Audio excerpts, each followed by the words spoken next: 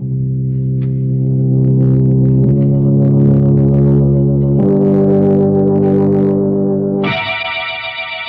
Tea and Lipton Soup present Inner Sanctum Mysteries.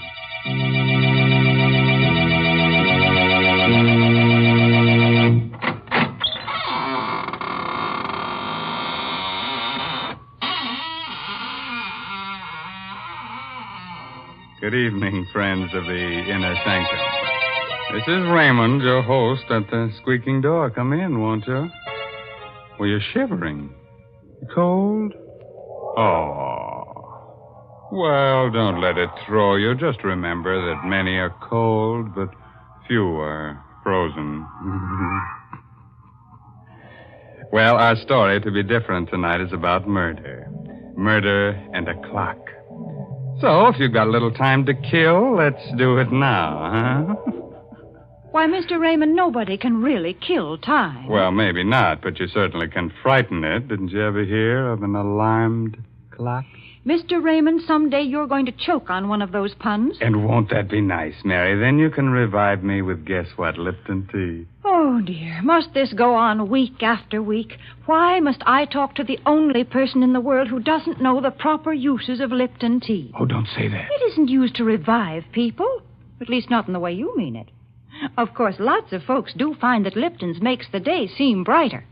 Yes, it sort of helps them through their housework to sit down now and then between meals, as well as at dinner and supper, and enjoy a cup of Lipton tea. And the reason why Lipton's is so satisfying is because of that one little word, brisk. B-R-I-S-K.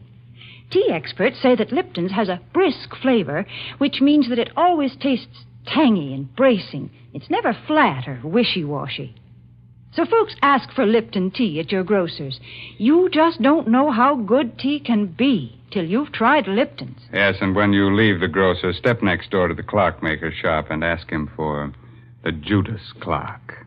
If he doesn't have it on hand, just ask him to give you the works. Yes, the title of tonight's story is The Judas Clock. It's an original radio play by that old clock watcher, Christopher Mayo. Our star is Barry Kroger, who plays the role of Sebastian Packer. I am a clockmaker. I carry on the profession my father taught me in London. I like clocks, all that is but one. For 30 years, I've looked for a certain clock and a certain man. The clock is known to collectors as the Judas clock. The man I swore to kill when, as a boy of 14, I closed my father's glazing eyes and wiped the froth of blood from his lips. Last night, I found the Judas clock. Tonight, I may have found the man. I'm told you're an expert clock repairman, Mr. Packer, madam. Yes, I suppose I am. Well, I have a clock. Rather, my husband had, and it hasn't run for years. Would you have a look at it? Well, can't you bring it in? Oh, heavens, no. It weighs 500 pounds. Oh. One of those huge marble things. Italian Renaissance, I'd say. Marble? Italian? Well, can you describe it further? Well, it's rather unusual. Black marble. Heavily carved with biblical characters. The ivory face has a beautifully etched scene on it. But it's a gruesome one.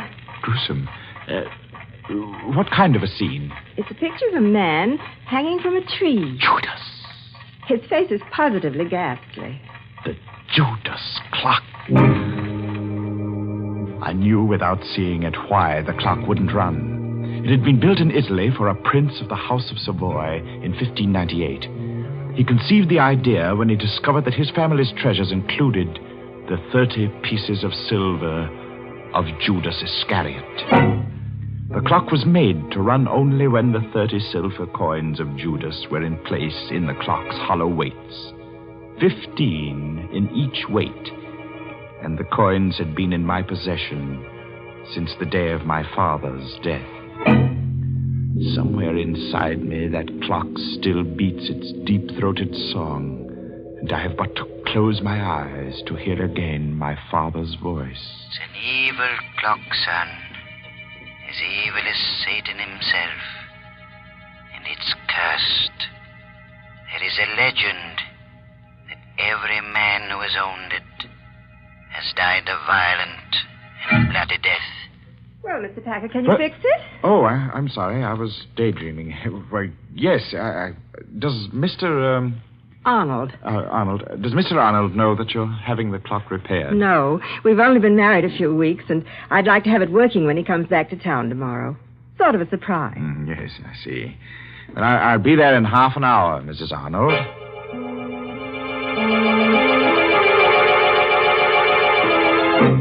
So last night, I went to the Arnold house and found the Judas clock again. I started to work. Foghorns from the East River sounded much as I remembered they did in London.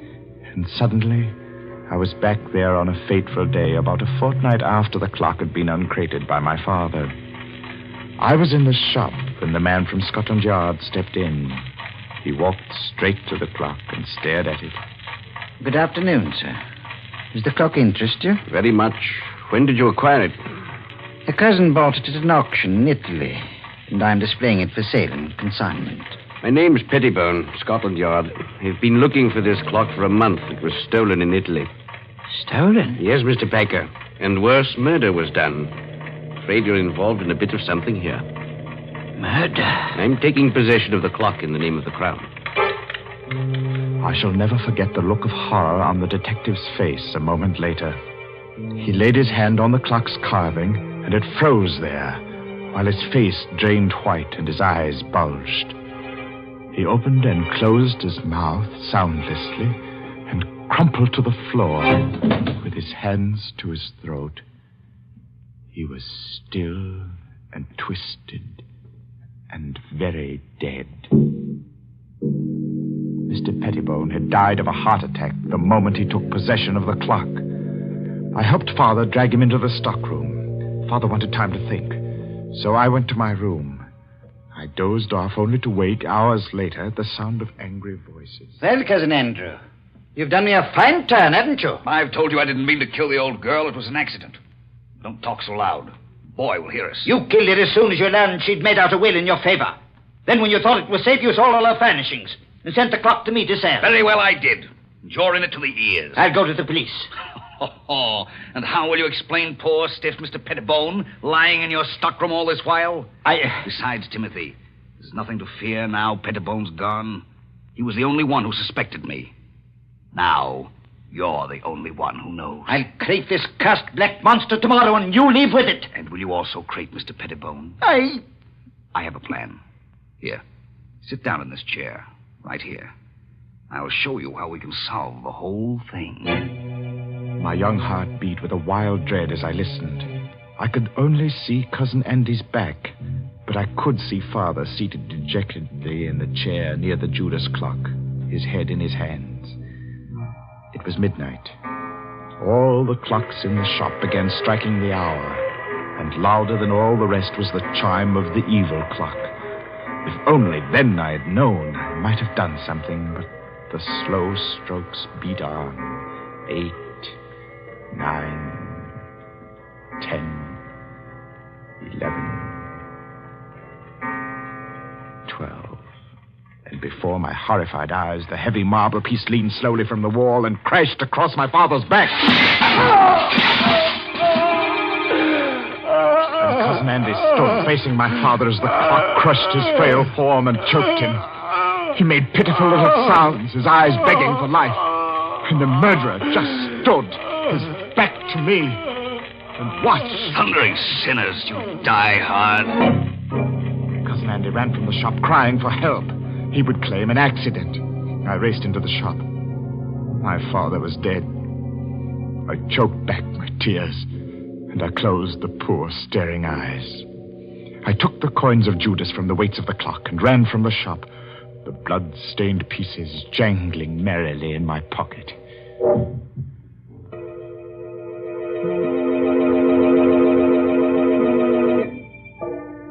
Armed with the notion that the coins were of value, and the definite notion that I must eat, I approached one of the many dingy little curio shops in the Limehouse district. I stepped through the fog toward a shop where a dim light burned in the rear. Every inch of wall and ceiling was hung with curios, old armor, swords, and shields. I would have run out, but a weazened, apish man barked at me from the rear. Well, what do you want? I have something to sell. What you got? I have the 30 pieces of silver that belong to Judas Iscariot. I'll twist this scrawny neck off you. Pulling me leg, eh? Oh, no, sir, I'm not pulling your legs, sir. Here they are. Blimey. Silver right enough. Where'd you cop them? Oh, I didn't steal them, sir. They belong to my father. A likely tale, that. Will you buy them? Buy him, he says. Buy him. Get out of here before I cause a bob of your scamp. Get out! Oh, no, give me my coins. Get out or I'll come about and fetch you a sound one. The ugly brute came toward me. He held my coins, clutched in a tight, hairy fist. Before I could move, he had struck me. And I hit the wall with a clatter. And then it happened again. For the second time that night, the curse of the Judas clock struck. As I hit the wall, my eye caught a metallic glint above, and a heavy object dropped from the ceiling. The man was about to strike me again when the object struck his head. And remained part of him. He fell. His skull split in two by a hangman's axe. I clamped my mouth on a cry and pried the man's fist open. The fresh blood made it hard, but I recovered the coins. And I stumbled in panic through the shop and out into the night. And the fog of London never swallowed a more frightened and lonely boy.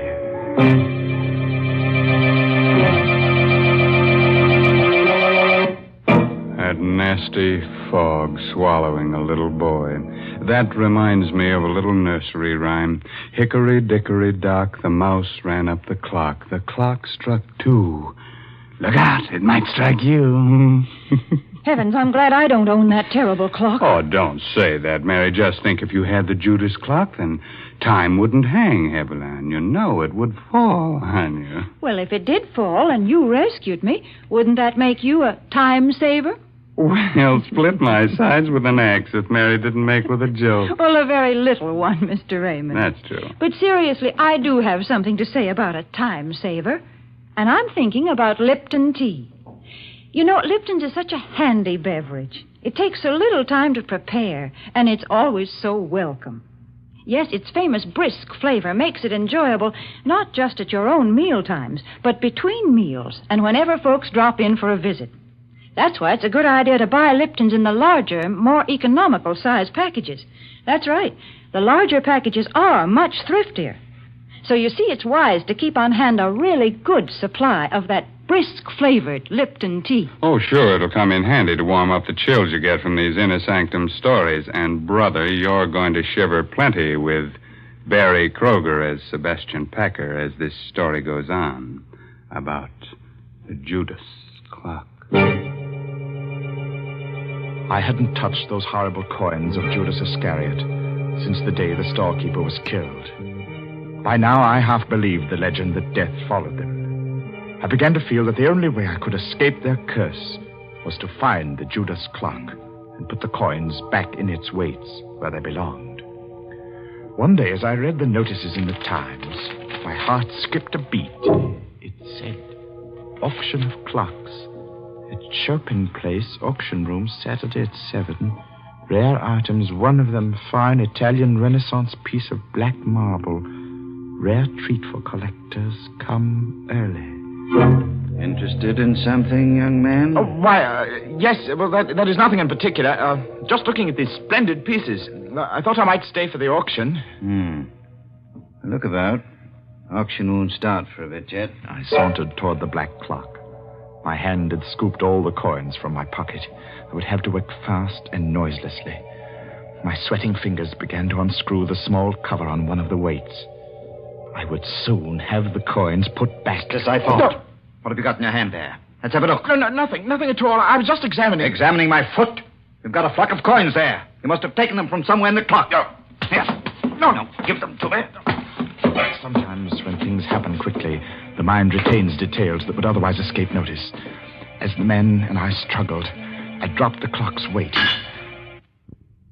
It hit a short, round bit of metal directly below it. The man had a vice-like grip on my clenched hand. Blasted little wretch. No! I'll wrench your hand off for you. I heard a whirring sound within the clock, and before my horrified eyes, the supporting panel at the front of the clock's base slowly lifted on hinges. The clock was off balance and began to fall forward. I screamed a warning. Look out!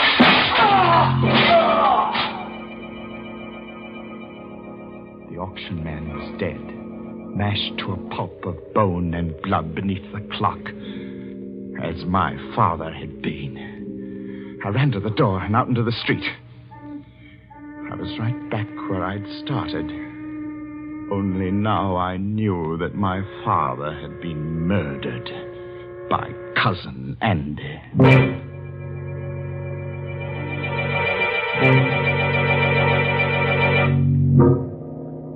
I walked for miles, trying to pull myself together.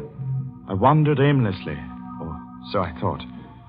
But fate had traced my path before me, because I was startled to find myself staring into the shop window of a rare coin dealer named Megaroyd. I walked into the shop. Mr. Megaroyd was a nice little man. He smiled a bit quizzically at my firm belief that I possessed the betrayal coins of Judas. I poured them onto his counter. Oh, I say, you could be right, you know. Oh, these are the right era. I say, suppose they are. Let me put a glass to them. Mr. Megaroyd, would they be worth a great deal, even if they weren't the... Well, let me see. Yes, gracious, yes, they should be worth a great deal as collector's items alone. Well, Mr. Megaroyd, I feel that there's something I should tell you about these pieces. They... Yes? Oh, it's not important. Oh, well, now, just a moment. I have a catalogue on this here in my show window. I'll fetch it. Just a jiffy. The coins lay on the counter. I watched Mr. Megaroyd run down the aisle. As he approached the display window, his foot caught in an electric wire which lay across the floor. The lights went out, and I saw him pitch forward and... Ah! Mr. Megaroyd! Mr.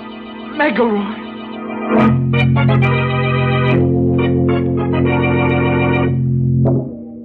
The streetlight peered through the broken plate glass and played across a grotesquely sprawled form in the show window. I needed no more light than there was to see what had happened. The upper half of the heavy plate had broken and dropped flat against the solid lower half. There was no need to ask how he was. No guillotine could have done a neater job. Mr. Megaroyd had no head. Who else but death can own the coins of Judas?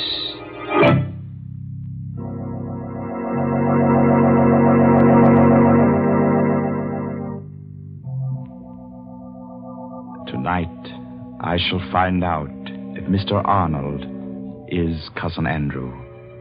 If he is, I shall feel no remorse in killing him tonight. Because while working to repair the Judas clock last night, I discovered how my father's accidental death had been well-conceived, diabolic murder. When the right-hand weight reached the floor of the clock on the 12th stroke of midnight, it tripped a trigger which collapsed the base of the clock and caused it to fall forward. My father had died on the 12th stroke of midnight. Have you finished, Mr. Packer? No, Mrs. Arnold. I shall have to come back tomorrow night. What time do you expect Mr. Arnold tomorrow? About 11, I'd say.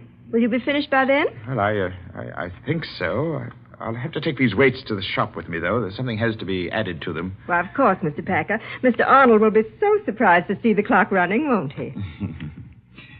He'll be very surprised, Mrs. Arnold.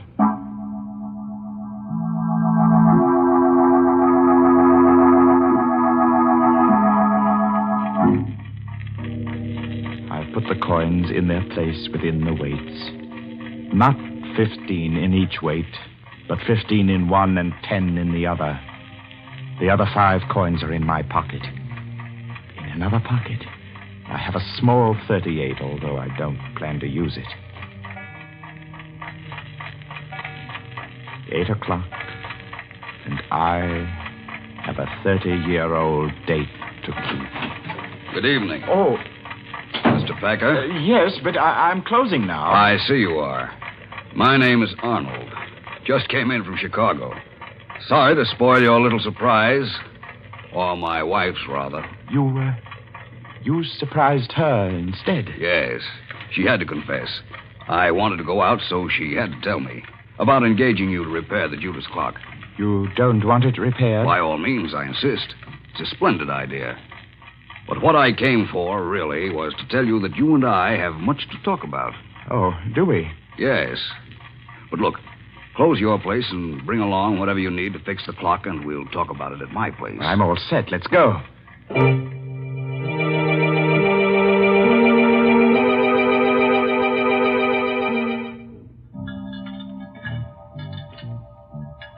Think you'll have it fixed in time to strike midnight? Oh, yes. Yes, it will strike at midnight. Yes. Well, there we are, Mr. Arnold. Weights are in place. Let's see. It's exactly 10 minutes before midnight. Set the hands. And just a little shove on the pendulum. So. And the Judas clock ticks again. It's an evil clock, son. Evil as Satan himself. The Judas clock wakes from a 30-year sleep. Hey, Cousin Sebastian. Cousin? What? That's what I wanted to tell you.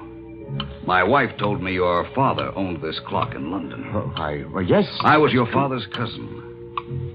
You're Sebastian Packer, the little boy who ran away that night. Cousin Andy. Yes. I wonder how much you know of that horrible night when your father was killed. Well, I know the clock fell on Father. I heard the sound from my room, and I was so frightened. I ran down the rear steps in time to see them carry Father away. He was all covered up. So that was why I didn't find you in your room afterward. It happened so fast. We were sitting, talking. The clocks were striking 12. Suddenly, the base of the clock seemed to cave in, and... I know. I bought the clock at an auction a few years later. Had it all fixed. It's good and solid now. I saw to that. Yes, sir. Well, I suppose I'll run along now, Cousin Andy. Nonsense. Let's make up for lost time and get acquainted. Well, Come now. I have some fine old port from England here. Well, Sit down a while. No, not that chair. No? This one's a lot more comfortable. It's a funny thing. When you work with clocks, as long as I have, you get to philosophizing about time. That's so. How? Well, here I sit by the big clock, just as my father sat 30 years ago. You know how many seconds ago that was, Cousin Andy? No. Do you? Well, 315,360,000 seconds in 10 years. That'd be 9,460,800,000 seconds in 30 years.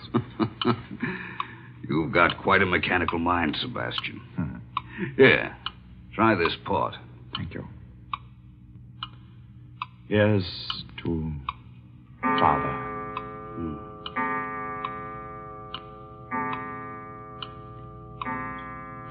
What's the matter, Cousin Andy?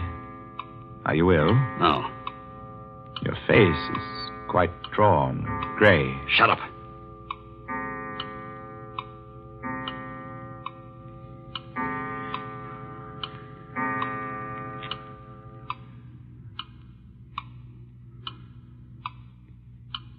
Well, Cousin Andy, it's late. I guess I'd best go. You know, you do look awfully sick. Oh, don't get up, old man. Sinners, Here, sit down and relax. Take my chair. It's the more comfortable. Why, you're shaking like a leaf. Now, just sit quietly. I'll see myself out. Thundering sinners, Good night, Cousin Andy. Oh, Sebastian. Sebastian. Get it off. Back. In heaven's name. Poor cousin Andy. You're choking to death. You die hard, too, don't you? It was just a matter of timing. I set the hand a minute fast and the weight didn't touch your clever little spring device till just now because it's lighter by 5 pieces of cursed Judas money.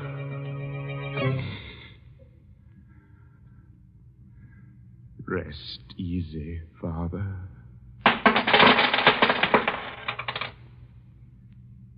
And he cast down the pieces of silver in the temple and departed and went and hanged himself.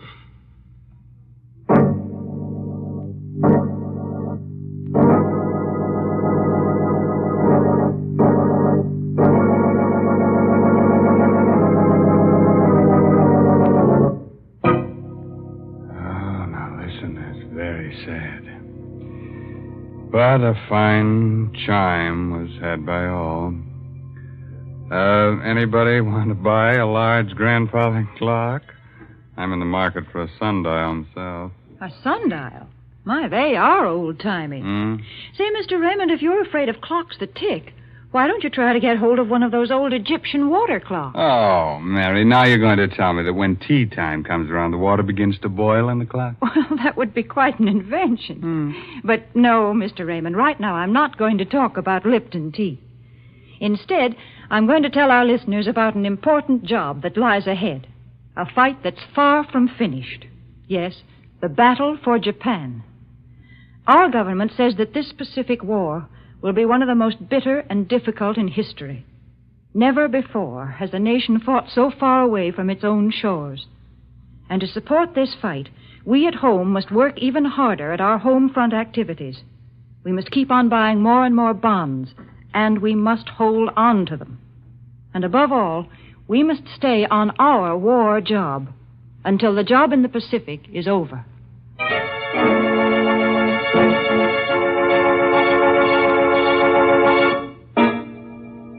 Well, I'll leave you with a cheerful, timely moral. Oh, that goes with tonight's story. No extra charge. Now, you can figure out how many seconds you've lived. All right, that's your pastime.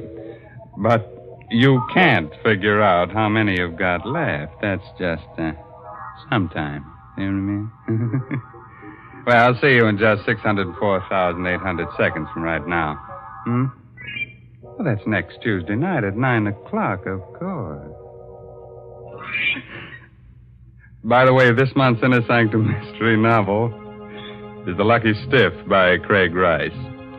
Well, now it's really time to close that there squeaking door until next Tuesday night when Lipton Tea and Lipton Soup bring you another Inner Sanctum mystery directed by Hyman Brown. So until then, good night. Pleasant dreams.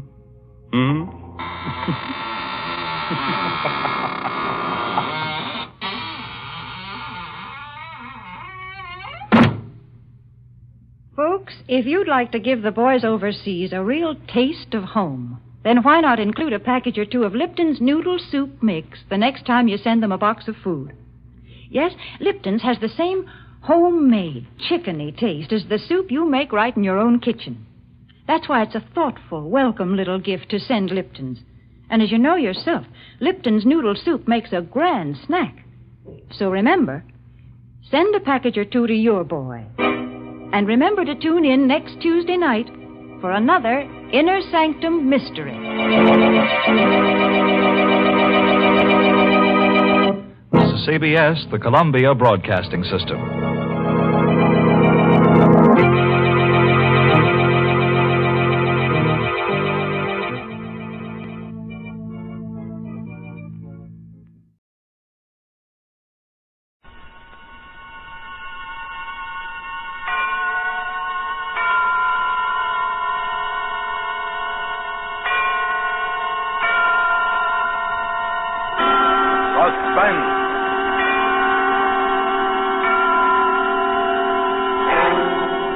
Autolite and its 96,000 dealers present Miss Lana Turner in The Flame Blue Glove, a transcribed suspense play produced and edited by William Spears. Now, let's see. Are we going to put the tree over there again? Uh-huh. And we'll have Santa Claus hang presents for Uncle John, Cousin Joey. Oh, I'm going to ask Santa Claus to fill their stockings with Autolite resistor spark plugs. Look, honey, you're home. This is me, your wife. You can get away from business. Business? It's a pleasure to give such a Christmas present. But, Harlow, Christmas is a time for sentiment. Sentiment? Sure. Why, John and Joy will love us, because Autolite resistor spark plugs will make their cars idle smoother and give better performance on leaner gas mixtures, actually save gas. Oh, my goodness. Ohm is the secret, all right. That exclusive built-in 10,000 ohm Autolite resistor. Only Autolite resistor spark plugs have it. What a life. Now you're talking. Autolite resistor spark plugs have 200% longer electrode life. Cut down spark plug interference with radio and television, too. Why, Uncle John and Cousin Joy will say, just as I do, you're always right with Autolite. And now, with The Flame Blue Glove, and with the performance of Lana Turner, Autolite hopes once again to keep you in suspense.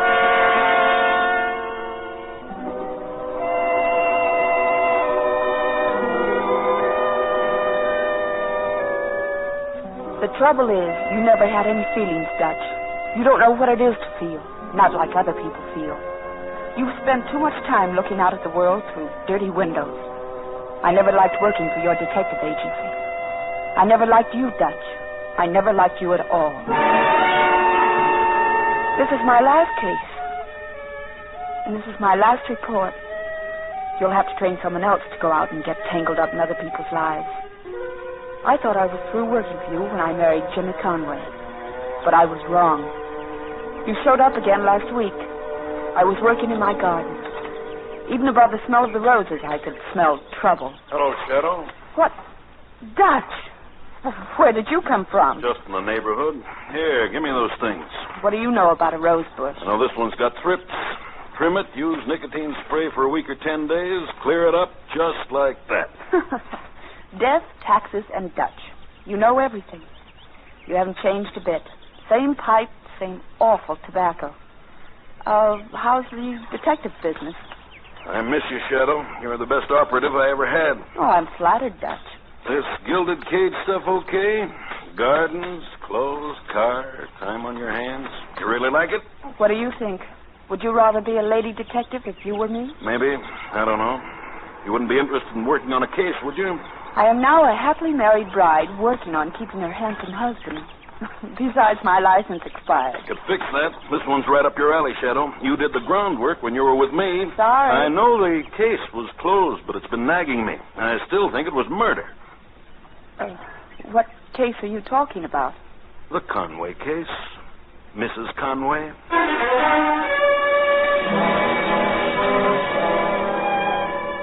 I looked at you. You weren't kidding, but you were smiling.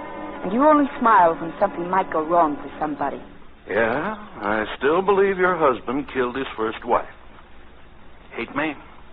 Who hired you? Nobody, just nagged by the fact, Shadow. Eloise Conway, wealthy wife of not-so-wealthy Jim Conway, drinks 10 dissolved sleeping tablets New Year's Eve. Coroner's jury says suicide. I just can't buy it. The police accepted the coroner's verdict. That day at the coroner's inquest, you disappointed me, Shadow, refusing to go on the stand. You'd been tailing him for 2 months. You could have told about his 3 lady friends. Telling those things to a coroner's jury wouldn't have helped one way or the other. Jimmy's clean and decent, Dutch. He would have been arrested on suspicion of murder if you'd spoken up. Those girls meant nothing to him. They were just friends. Maybe, and he might have fed her those pills so he could have one of those friends. Then why did he marry me instead of whoever it was? You saved his hide, Pigeon. You didn't tell the coroner about his friends. Maybe he married you to play it safe. For a while, maybe... Jimmy had nothing to do with Eloise's death. You know, I keep thinking what she said when she hired us. How did she put it? Yeah. Jimmy married me for my money. He was in love with somebody else. As soon as he thought it was safe, he went back to her. Went back to who? Who do you mean? Want to work on the case with me? No. No, I don't. Shadow, did you ever stop to think what might happen to you if he isn't innocent? If you let some little suspicion slip out somewhere and he gets it into his head that... Doesn't it ever scare you?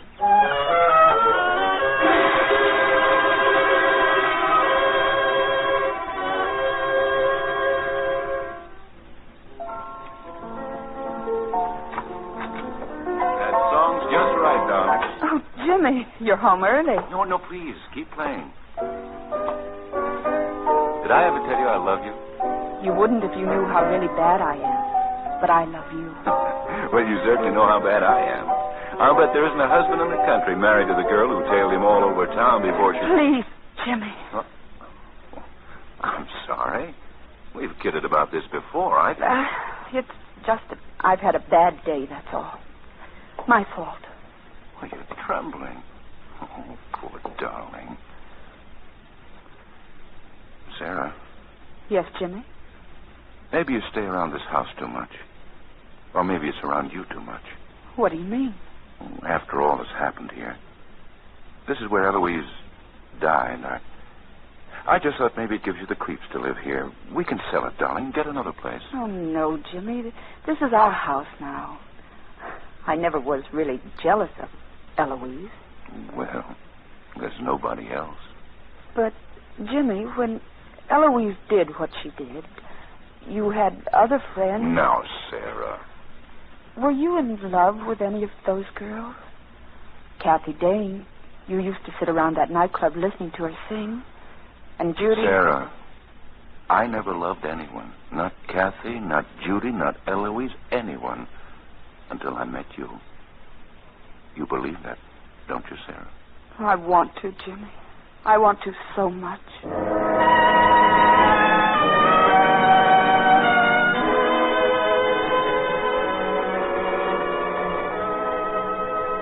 The next afternoon, walking down Hollywood Boulevard, I saw an ugly second-floor office, and there was an ugly sign to go with it. Dutch Detective Search. I came up to see you, Dutch, to tell you to drop it. I won't drop it. They blow their heads off and take poison and jump off of buildings and chew sleeping tablets. But they don't go around hiring detectives to watch their husbands before they do it. Eloise Conway was bumped, and I'm going to find out about it. You're not going to pin it on Jimmy. He didn't have anything to do with it. If he didn't, one of his little friends did. Look, these old reports of yours include the names of 3 dames he went out with while you were tailing him. Yes, that's right. A torch singer named Kathy Dane, his private secretary Millicent Taylor, and a Miss $1 Million named Judy Fleetwood. And what about them? Look, Dutch, I asked Jimmy about those girls last night. They didn't mean anything to him. A woman knows her husband. Yeah, well, I know a woman. And if they want a guy bad enough, they'll kill for him. And one of them left his glove on the floor of the bedroom the night our client passed away. Oh, that old glove. The police weren't even interested in it as evidence. Well, I am. The police didn't have any Cinderellas to fit it on because you didn't mention Jimmy's girlfriends at the inquest. Which one of them does it fit, Shadow? Size 6.5. Commonest size in the world. Fit anybody. Look, even fits me, Dutch. Well, the color's a little unusual. You'll grant me that? Plain blue? Yes, I guess so. All right. If we find the partner to this glove, we've got something. You going to help? I can't. All right. There's other female ops in this burg. I kind of thought you'd like to do it. You know, see that your husband's handled fair and square, no frames or anything like that. Oh, all right, Dutch. I'll give it a whirl. Good. But in a week you'll come to me and tell me I was right. That Jimmy's innocent. Oh, I'm sure I will, Shadow. I'm sure I will.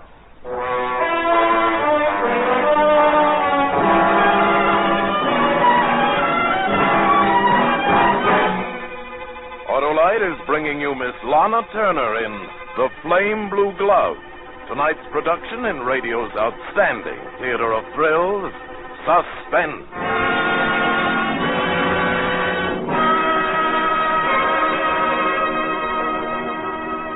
Harlow, if you're through rhapsodizing about Autolite resistor spark plugs, I'd like to plan out the rest of our Christmas. Oh, sure, of course. Now, I've asked Aunt Helen to drive over for the day. Aunt Helen, I haven't seen her for a long time. Wonder if she's got Autolite resistor spark plugs in her car. Everybody else is dreaming of a white Christmas. Not my husband, Harlow.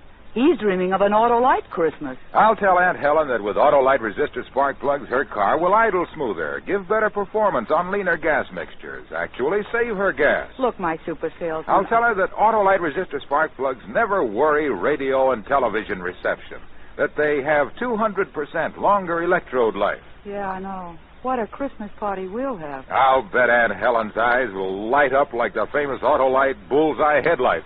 Then I suppose you'll tell her to get a set of Autolite resistor spark plugs at her dealer's? Oh, no, I'll have a set on the tree for her. Or maybe she'd prefer the famous regular type Autolite spark plugs, long recognized for their dependability.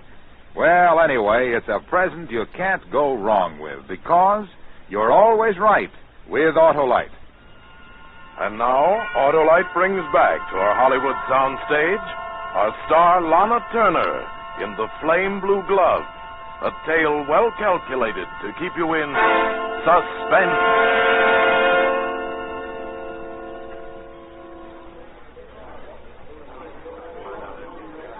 May I help you, please? I want to buy some gloves, a size 6.5. Certainly. Any particular shade in mind? Yes, blue. Blue? Yes, of course. Here's a lovely shade, hand-stitched. I was thinking of, well, more of a flame blue. Flame blue. Oh, I'm afraid... Oh, I do happen to have a pair. 6.5? Yes. Here you are. What about these? Yes, that's the pair. Exactly what I want. Oh, don't wrap them. I'll wear them. Lovely for cocktails. Yes, that's what I'm going to use them for.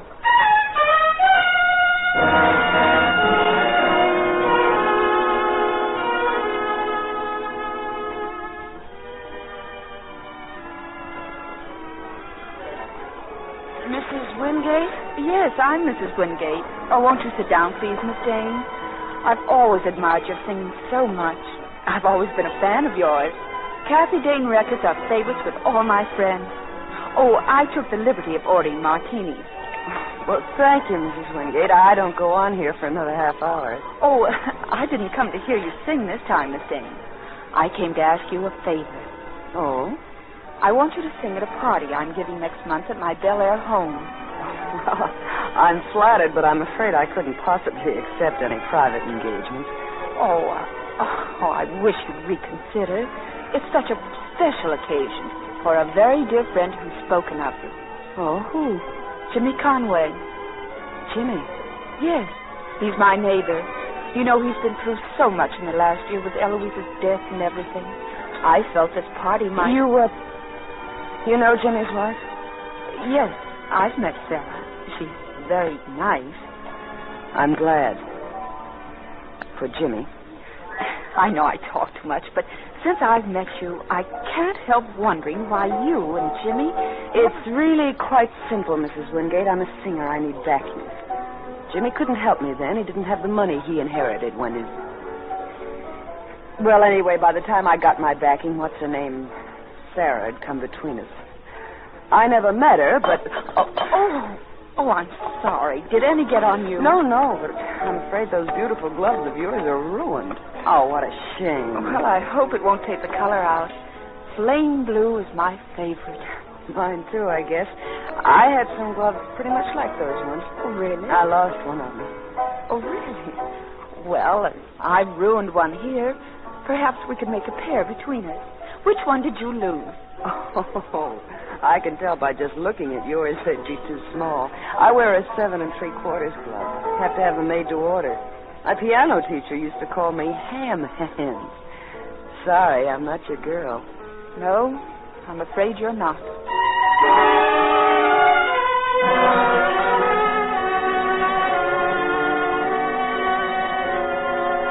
No, she wasn't, Dutch. I'd played the scene well. Smart. Oh, you'd have been proud of me, Dutch. It wasn't easy. Because I was playing with my own life, my happiness. But I did it just the way you taught me. And I gave you the report just the way you taught me. All facts, no emotion. All right, Shadow, so it isn't Kathy Dane. But that glove fits somebody. Dutch, I hate it. I'm shaking from it. Oh, Jimmy'll know I'm up to something. Look, drop the whole thing. I'll give you $15,000 I have in my checking account. I want more than that. Dutch, I won't let you break this up for me. Jimmy and I have too much. You mean you're going to try hanging on to him and his money even if Eloise was murdered? Stop it! That make you feel better? I'm sorry. Okay. 1 down and 2 to go. A secretary and a grass widow. Who's first, Shadow? I'm so tired, Dutch. Sure, kid, sure. You need a good night's sleep. I'll drive you home. Oh, by the by, do you sleep good in that house? Very well. Just ask, Shadow. Just ask.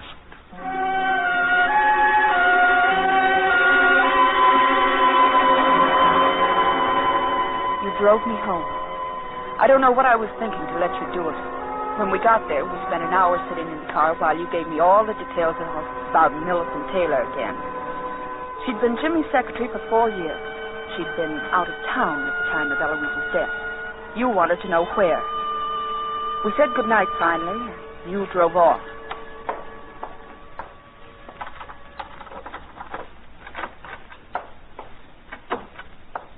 Evening, Sarah. Since one of the taxis been slipping up to the house without lights? Oh, Jimmy, didn't you get my message? Sure, darling. You wouldn't be home for dinner. Why are you so nervous? Who'd you have dinner with? Oh, Louise Gowans. You remember Louise. She just got in from Honolulu. Oh, how is Lou? Oh, fine. Fine, Jim. She asked about you. Well? What is it, darling? Don't you kiss your husband when you get home? Oh, of course. Well, what's the matter? You smoking a new brand of cigarettes or something? No, Well, your hair's full of a tobacco smell I seem to remember from somewhere. Oh, the cab driver was smoking a pipe. Oh, I remember now. That man you used to work for. He smoked an awful tobacco that I couldn't... It's just an old, cheap brand. So 2 people smoke it. Yes, of course.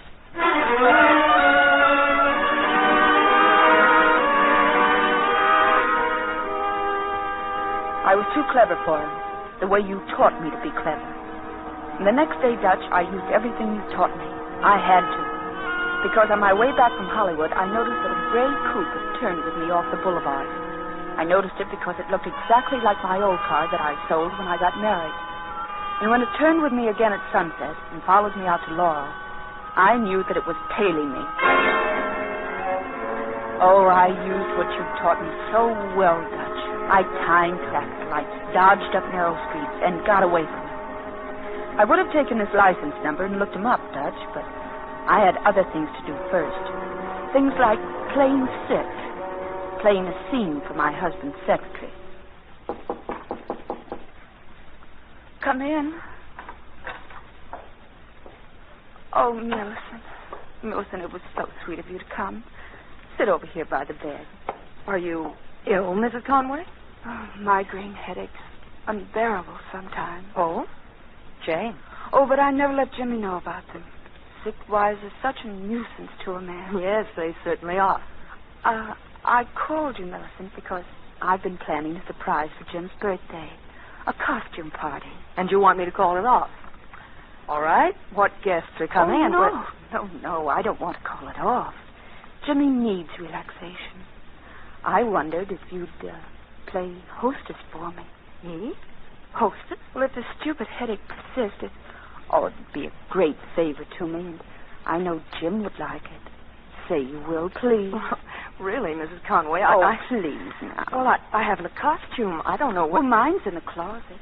I got it from Hollywood costumers today. It would fit you. Which one? The colonial with the... Oh, yes. Yes. Well, it's lovely, Mrs. Conway. Oh, you'd look beautiful in it. I'd almost be afraid to let Jimmy see you wearing it. Would you? Now, the only thing it needs is some blue gloves. A plain blue, don't you think? Of course, they're rather difficult to find. Well, that's no problem. I think I know... Yes? You're clever, aren't you, Mrs. Conway? How do you mean? You aren't like Eloise. Migraine headaches. She'd have called him away from work a couple of days to nurse her. She was that kind of wife. You're very fond of my husband, aren't you, Millicent? Yes.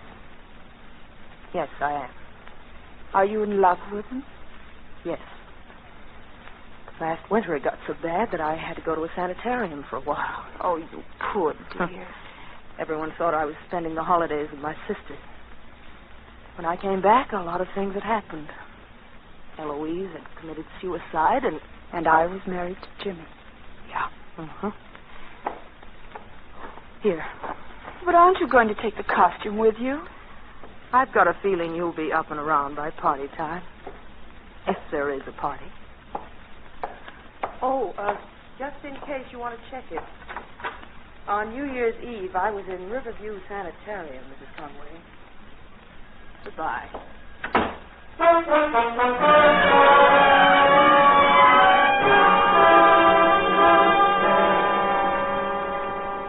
Just another secretary carrying a torch for a boss. Another bad lead, Dutch. You checked on it next morning. Well, that's that, Shadow. Okay. But there's still the grass widow. She's smart.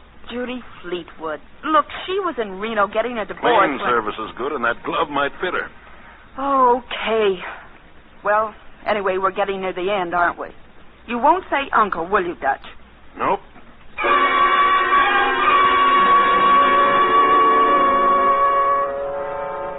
I drove over to Encino to Judy Fleetwood's ranch, a big rambling place that sprawled over several acres, complete with stables, swimming pool, and pictures.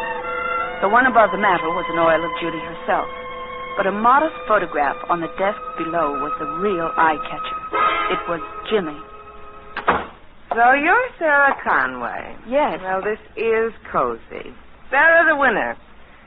Judy the loser meet like two ladies and talk about the battle. What do you have? Oh, nothing, thank you. Oh, prim, too. Cheers, Toots. What are you doing here? Well, I'd like to have you over for dinner. Say, tomorrow night? I think that would be positively nostalgic. Want me to bring someone with me? If you wish, yes. Well, the guy across the road just left his wife. Shall I bring him along? Well, anyone you want. Yeah. You know what? I only wanted one guy, and you got him. Have a drink. This is quite an occasion, meeting you after seeing so much of you. After seeing so much of me? Sure. Last year, every time I was out with Jimmy, I'd see you lurking in the bushes somewhere. Where's your magnifying glass and bloodhounds? I didn't like doing it, Miss Fleetwood. It was a job. You made it pay off, honey. No, come off it. Tailing a man, getting the dope on his private life, then scaring him into marriage. That's a lie. Is it? The night Eloise died, I went to see her. You were with her the night she died? That's what I said. And she told me she was more scared of you than any of us. So you're good, sister. You're real good. But you're not going to keep him. You hear me? It would have been me if you hadn't been there.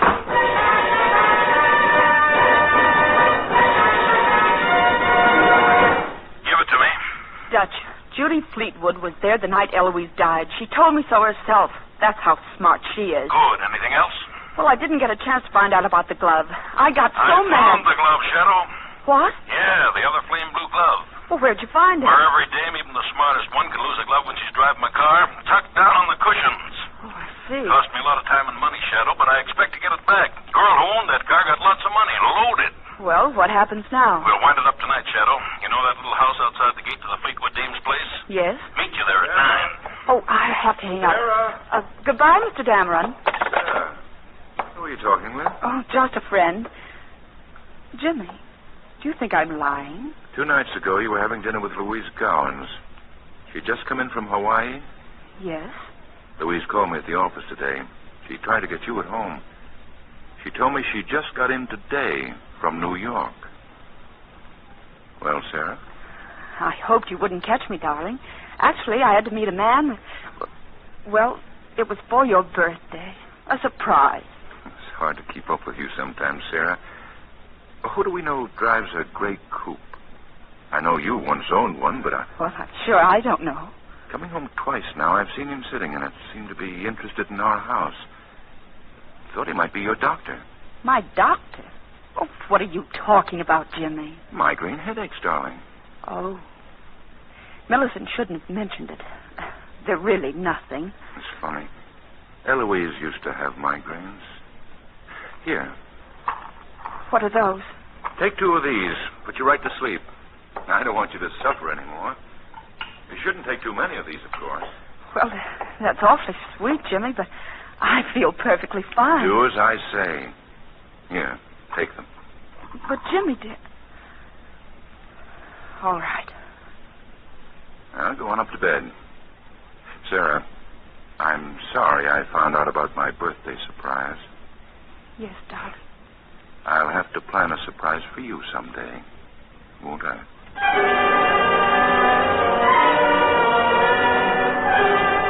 I thong of sleeping pills, of course. Another little trick you taught me. I waited in my room 20 minutes. I could hear Jimmy listening outside my door. Then I quietly dialed the operator and told her my phone seemed to be out of order and asked her to call me back. As soon as it rang and I heard Jimmy race to answer downstairs, I was down the back stairs and out of the house. I was still 10 minutes early for our appointment at Judy Fleetwood's. I was quite calm.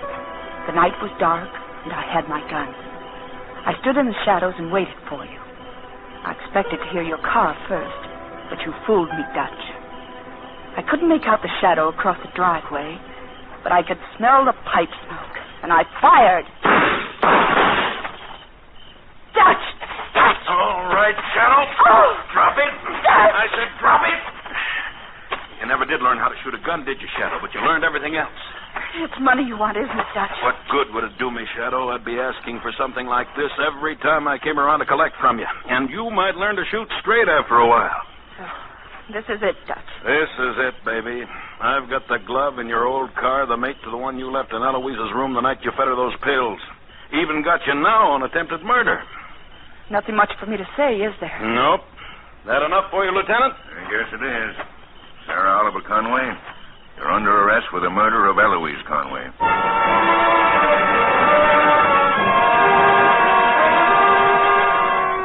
Jimmy came to see me today. He said you phoned him yesterday and told him I would attempt to kill you because you were closing in on me for Eloise's murder. Dutch, Jimmy gave me 2 sleeping pills after he talked to you. He was trying to keep me from doing anything until he could think of some way out of all this. But you wouldn't understand what that means to me, I guess. You never loved anybody, Dutch.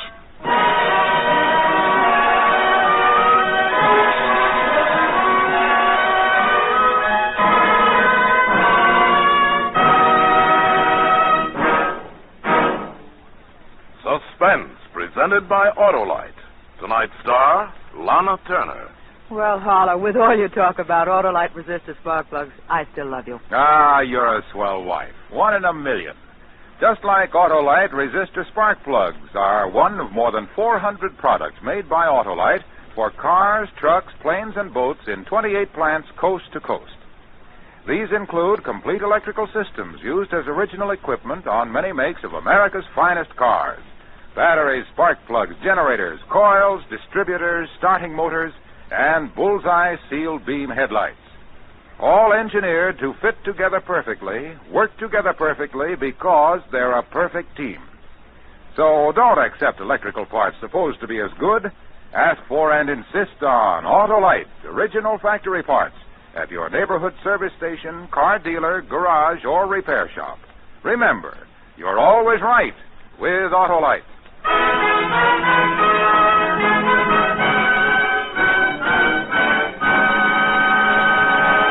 Next Thursday, for Suspense, Eddie Cantor will be our star. The play is called Double Entry.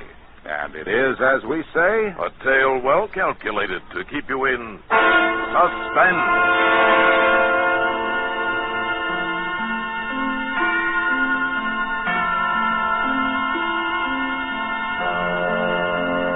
Tonight's transcribed suspense play was produced and edited by William Spear and directed by Norman MacDonald. Music for Suspense is composed by Lucien Morawek and conducted by Lud Gluskin. The Flame Blue Glove is an original radio play by Lois Eby and John C. Fleming, adapted for Suspense by E. Jack Newman. Lana Turner appeared by arrangement with Metro-Goldwyn-Mayer, producers of Dore Sherry's Battleground, starring Van Johnson, John Hodiak, Ricardo Montalban, and George Murphy. For the second consecutive year, Lana Turner has been named the most popular star by the readers of Modern Screen magazine in its motion picture popularity poll. In the coming weeks, you will hear such stars as Ida Lupino, Danny Kaye, and Ozzie and Harriet Nelson. And don't forget, next Thursday, same time, Autolite will present Suspense, starring Eddie Cantor.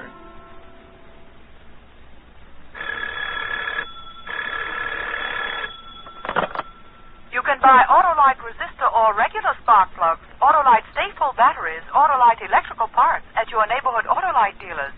Switch to Autolite. Good night. Friends, once again, the Salvation Army is busy bringing new hope and cheer to many less fortunate than ourselves. Help where you can. Help the Salvation Army help others. This is CBS, the Columbia Broadcasting System.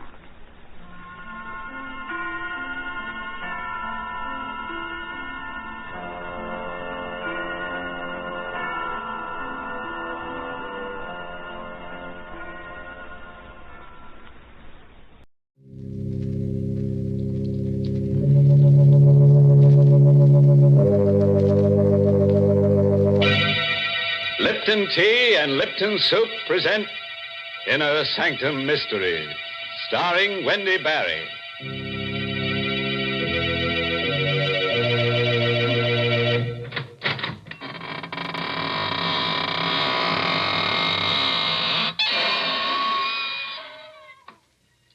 Good evening, friends of the Inner Sanctum. This is your host to welcome you through the squeaking door into a gay little world of homicidal maniacs, vampires, ghosts, werewolves, and assorted forms of sudden and gory death. Friends, if you ever walk through a cemetery at midnight and see a girl whose hair is on fire and is carrying her head under her arm, you know what to tell her, don't you? Just say, keep a cool head on your shoulders, Toots. And run like crazy. I suppose you think that kind of advice will help her. Why, of course, Mary. What else could you say to a girl whose hair is on fire? Wait, I know what you'd tell her. You'd say, my dear, why don't you cool off with a glass of Lipton's iced tea? I declare, you sure think of Lipton's at the strangest times. But you know, folks, come to think about it, this is a strange time of year. The days are hot, and yet the nights are apt to be a bit chilly. Yes, this is the time when people keep cool with a refreshing pitcher of Lipton's iced tea while the sun's on the rampage, and then later, after sundown, a hot cup of Lipton seems to taste just right. And do you know the reason why Lipton's, hot or iced, is always so welcome and satisfying? Well, it's because Lipton's has that famous brisk flavor. That word brisk, B-R-I-S-K, means that Lipton tea tastes fresh and full-bodied. It's never flat or wishy-washy. That's right, folks. You just don't know how good tea can be till you've tried Lipton's. And now, friends, get ready to try a new kind of Inner Sanctum story. It's called The Murder Prophet, and it's an original radio play by Milton Lewis, who copied it from a tombstone. Yes, and our star tonight is that glamorous Hollywood movie star, Wendy Barry, who plays the role of Claudia Dale. All right. Clear the floor and give your flesh room to creep. Ready? Now let's hear Claudia tell us the story in her own words.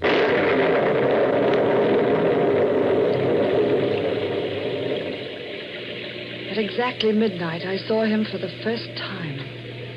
My headlights picked him up when he hailed me along a lonely stretch of road near my home.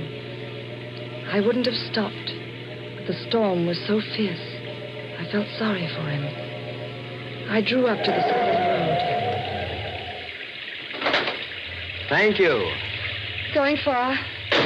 No, not far. Where to? I'll let you know. Oh, what's that? Where? There on the side. Tombstone. Oh, there's a cemetery where I picked you up. Yes, Birch Lawn.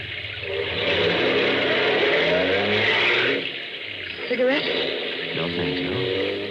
I don't smoke.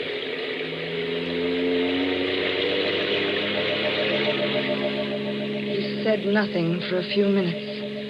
In the reflection of the dashboard light, I saw his face for the first time. Sunken eyes, hollow cheeks, mouth set in a queer grin, a skull barely covered with a thin layer of milk-white flesh. With a start, I realized he was staring at me. I've seen you before. Oh, I don't think we've met. No, I know you. Are you sure? Yes. I would never forget someone so beautiful. Oh, really? You're Claudia Dale. Why, yes. You're married to Howard Dale. That's right. But I don't seem to place you. No, you wouldn't. I know quite a lot about you. Do you really? Your first husband was Willard Banks. How did you know that? He died 8 years ago, a suicide. Who are you? You don't know me. Be careful, you're speeding. Oh, I'm sorry. I didn't realize. You're trembling. How do you know so much about me? I just know. Oh, really? I suppose you have second sight or some such rubbish. It is not rubbish. Then tell me where I'm coming from. Pittsfield. You guessed. You went there to visit a sick friend, Martha Wollstone. But you couldn't guess that. You're going too fast. You're losing control. No, I'm not. I'm quite all right. I can go fast if I choose to. I shall go as fast as I wish. Would you care to know more of yourself? No. No, I do not find your little trick particularly amusing. Besides, What else do you think you can tell me about myself? Your future. Oh, nonsense. Your husband is dead. Howard? Murdered. Oh, you're lying. You'll find his body on the floor near the piano of your living room when you get home. There are 2 bullets in his head. Get out of here. Get out of this car. Get out. You hear me? Get out. Very well.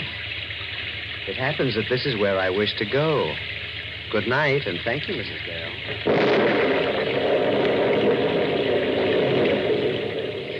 He vanished into the shadows on the side of the road.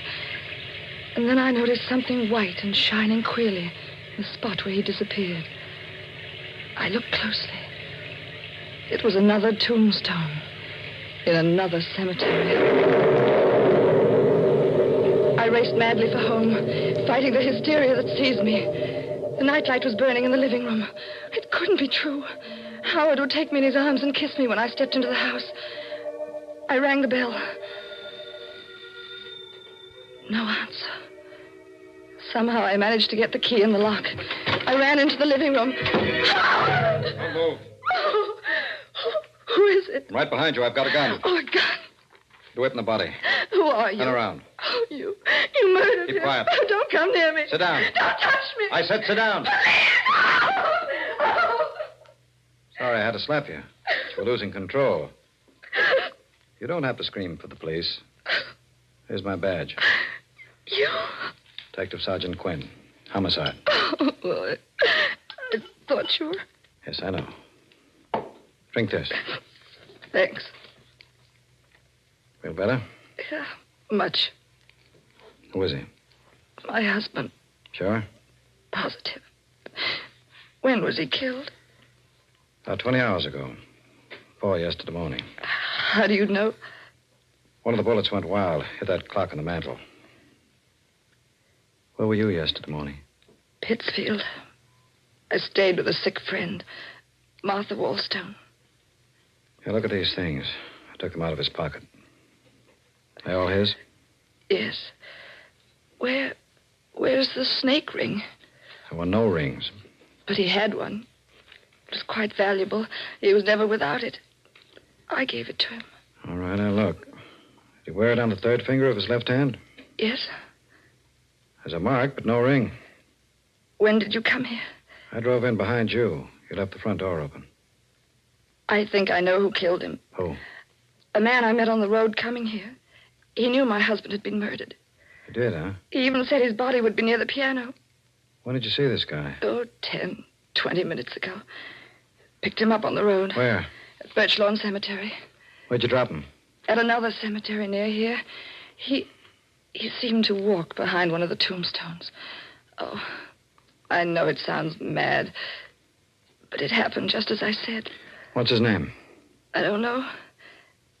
But he looked like a human cadaver. Like a man who's dead and... Oh, you don't believe me. Why'd you kill your husband? What? What are you saying? You heard me. Well, I told you I was in Pittsfield. Why'd you go there? Martha was ill. Were you there at 4 yesterday morning? Well, of course. Don't lie. Stop shouting at me. I told you who killed him. What are you trying to do to me? Isn't it enough to come home and find Howard like that without you trying to... Oh, in heaven's name, leave me alone. Leave me alone.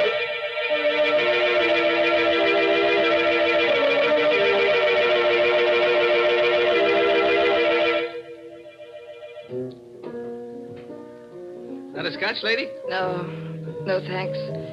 Here, keep the change. I'm leaving. Sit down, Mrs. Dale. Don't go yet. You? Yes. Won't you please sit down? Yes? Didn't expect to find you here. Nor I you. Are they making it difficult? It's a nightmare. You told them about me? Yes. You shouldn't have. They wouldn't understand. Did you kill him? Would you care for another drink, Mrs. Dale? No. Who are you? I'll tell you later. Why'd you come here? To talk to you. I knew I'd find you here. Yes, you knew.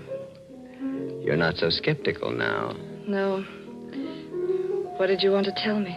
That you are the most beautiful woman I have ever seen, and that I love you. I've loved you since I first saw you 7 years ago, when you came here to live with your husband. Is that why you... Why I killed him? Is that what you meant to say? Yes. I'm not an ordinary man, Mrs. Dale, but I'm not a fool. Now, on this card, you'll find my name, address, and telephone. Do you really believe I'd phone you? Yes. There will come a time when you shall want love. Good night, Mrs. Dale. Good night.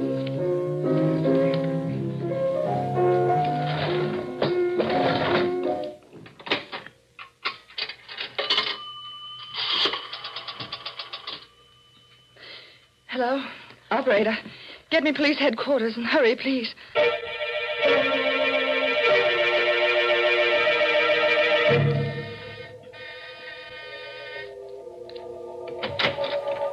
Yes? That's him, Detective Quinn. That's Garth Dragman.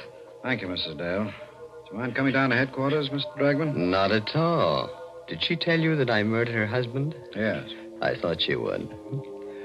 I'm not angry, Mrs. Dale, and what I told you earlier this evening still goes. I'll come along right now, Mr. Quinn.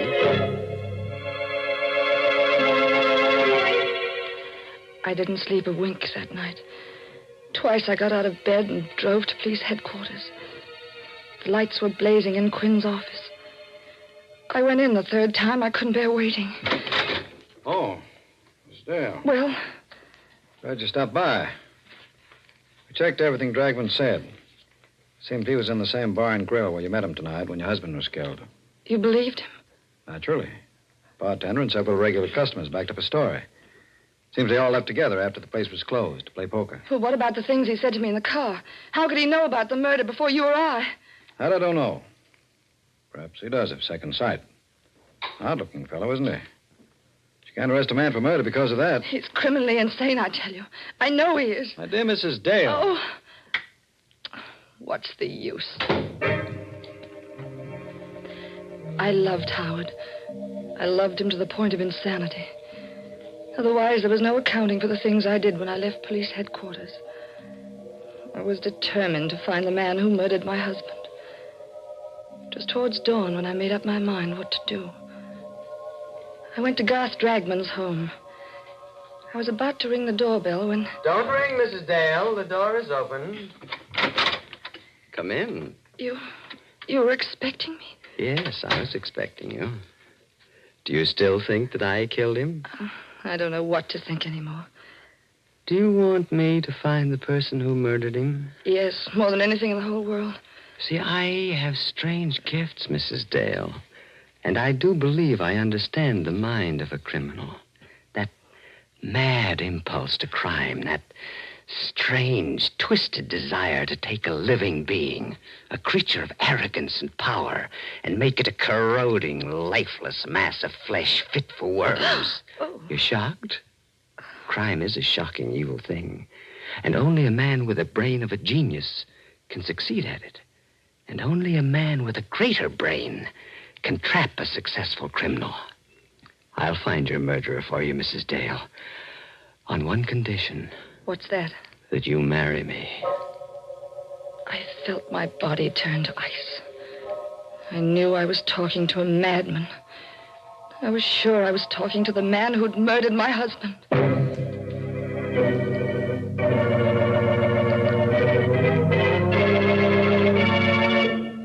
Oh, shucks. It's not so hard to predict a murder. I can do it. It's easy.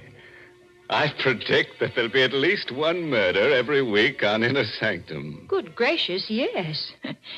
You might say it's worth a character's life to appear on this program. Oh, don't feel sorry for them, Mary. Don't forget, they can always make a comeback as a ghost on next week's show. In fact, I predict that Claudia's husband will be around one of these Tuesdays. All right, now it's my turn to make a prediction. And I predict that during the coming fall and winter, more people will drink Lipton tea than any other brand. Oh, you said that last year. Yes, and it came true then just as it will now. Folks just naturally seem to prefer Lipton's. If you'd ask a tea expert to explain this preference, he'd say it's because Lipton's has a brisk flavor. You see, that word brisk, B-R-I-S-K, is a technical word. Brisk means that Lipton tea always tastes fresh and tangy. Yes, full-bodied and vigorous, never flat or insipid.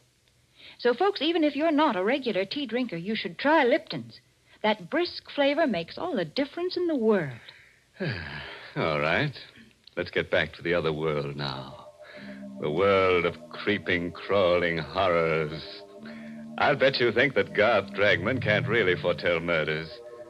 Or do you think that Claudia doesn't have the courage to trap this homicidal Romeo? Or is he the killer?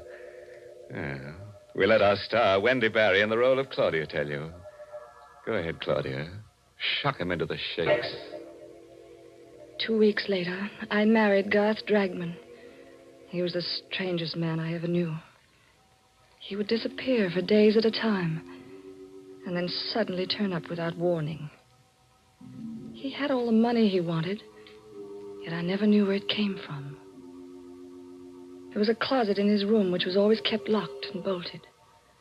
I knew from the way he acted about it that the closet contained the answer to all the things I wanted to know about him. One night while he was away, I obtained tools and tried to force the lock. Good evening, Claudia. Oh, Garth. You didn't expect me back, did you? No, I knew you'd try to open that closet someday. Well, why do you keep it locked? So that no one but myself shall know what's in there. Not even I? You in particular. But, Garth, You'll not attempt to open it again, will you, Claudia? No. Forgive me for striking you. I'm not quite myself tonight. I sometimes do things I regret when these moods come upon me. He sat down. He seemed terribly exhausted, completely spent. But there was a strange, wild light in his eyes. He seemed like a man intoxicated with some strange drug that few men know the taste of. You do forgive me, don't you, Claudia? Yes, of course. See, it's something that few people know, Claudia, but a person who has extraordinary powers carries an extraordinary burden. You mean your gift of prophecy? Yes, I didn't want to mention it. It seems to upset you so. It doesn't frighten me any longer. Did you read in the newspaper about a woman's body being found in the river? She'd been murdered, garroted. Yes, it was in this evening's paper. They don't know who she is. I can tell you who she is. Josephine Ford. The stupid girl, Claudia. I could have told you that she'd be murdered 3 days ago. How do you know these things? Because I see them. Sort of vision. Now I'm seeing another vision. It's a house, 346 Harbor Street. Near the waterfront. A young woman lies in bed reading. She's very attractive. In an hour, she'll be dead. When the police come, they'll find her body decapitated. The criminal did this to destroy her identity. But who is the criminal? What difference does it make? He'll never be caught. Garth, while you were gone, Martha Wallstone telephoned. She's ill again. Oh. She asked me to come up immediately. Why didn't you go? Well, I was waiting for you to get home before I left. You want to leave immediately? If you don't mind. It's really an emergency. You may go, Claudia. I shall go to sleep. I'm extremely tired.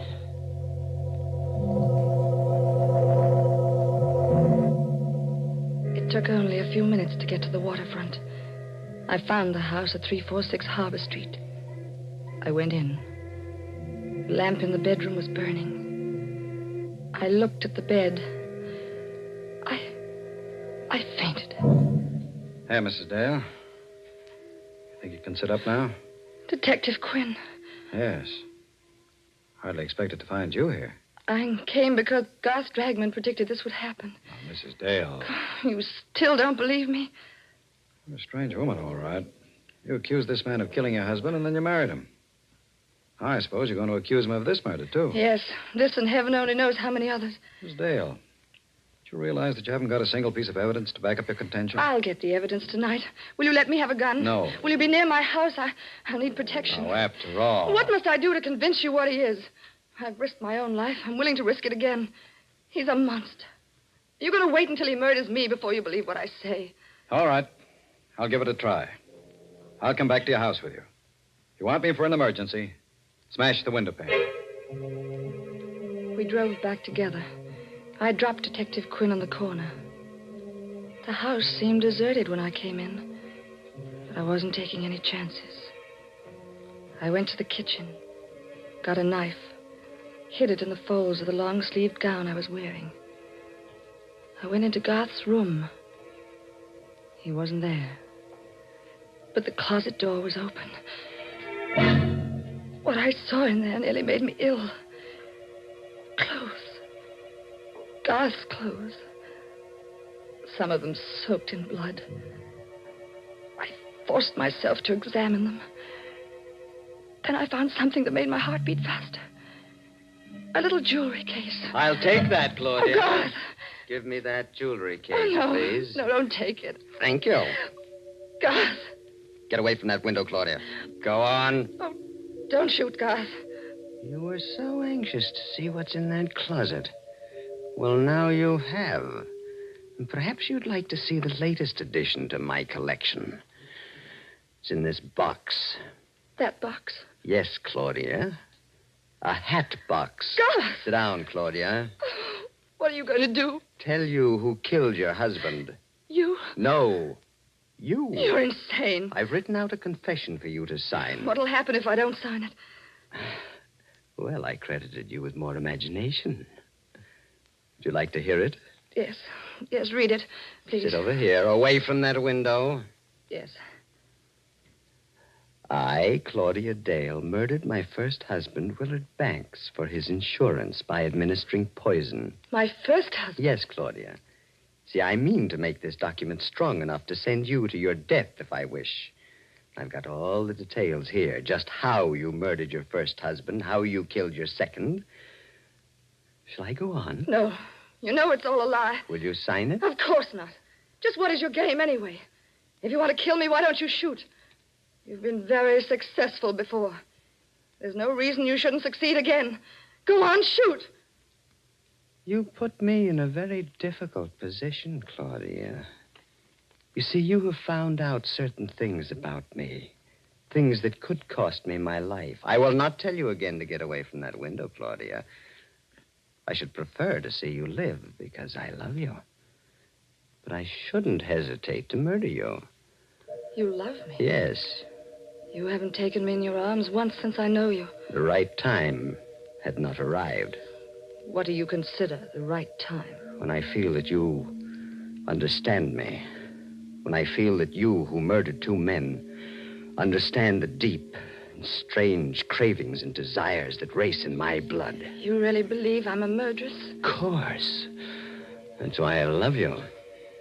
Then the time is now. The time? To take me in your arms. Claudia. He still held the gun. He wasn't more than 2 inches from me. I turned my lips up to him. I twisted my body to get out of the range of his revolver.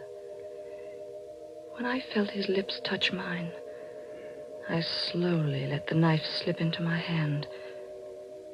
Slowly, caressingly, I drew my hand up towards his neck. Then I plunged the blade in. Claudia! Detective Quinn! Hurry! I'm coming. What happened? I killed him. And here's the proof that he murdered my husband. I found it in the jewelry case he had in his pocket. It's the snake ring that was missing from my husband's body. Now do you believe me?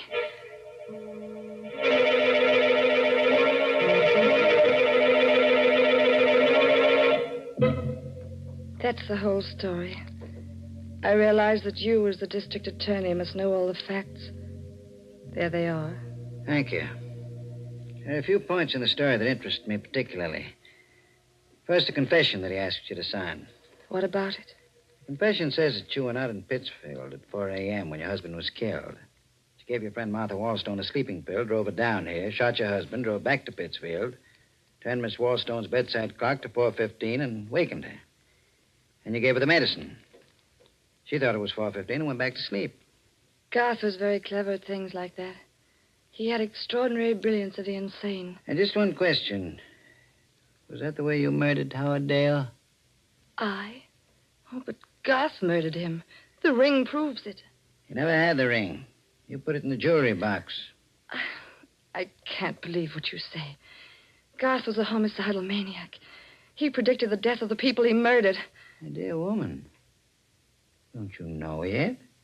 Know what? Garth Dragman was a detective working out of my office. That's how he knew about those deaths. He was put on the case because we suspected you of murdering your first husband as well as your second. A detective? Yes. And you're going to die for killing him. It's extremely daring and clever of you to murder him. But you never would have gotten away with it if he hadn't kissed you. He kissed you because he fell in love with you. That poor fool.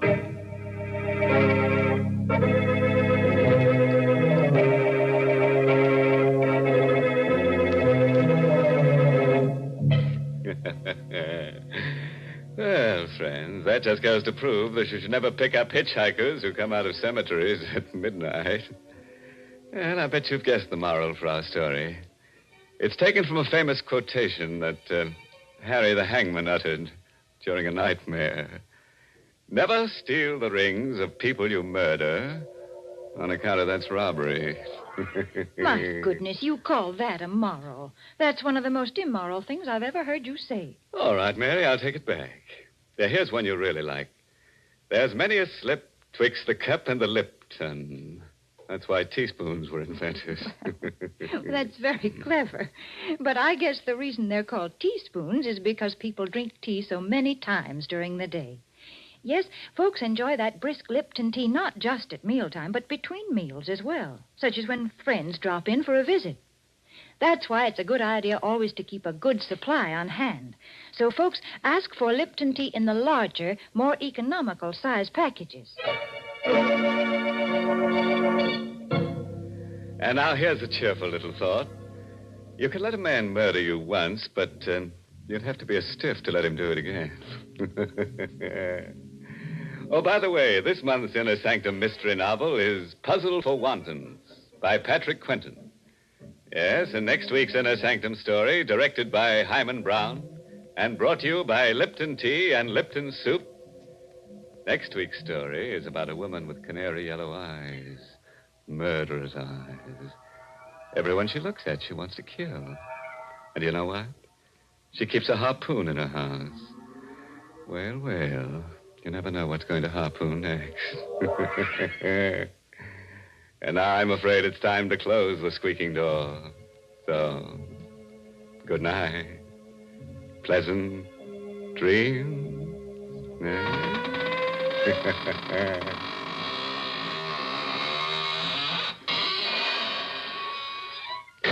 Folks, it's wonderful how little time cooking takes these days.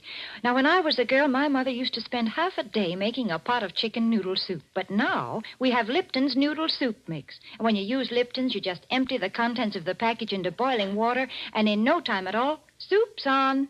And what delicious chickeny tasting soup it is. Yes, Lipton's has an old-fashioned homemade flavor, and it's brim full of tender golden egg noodles. So, folks, don't forget to ask for Lipton's Noodle Soup.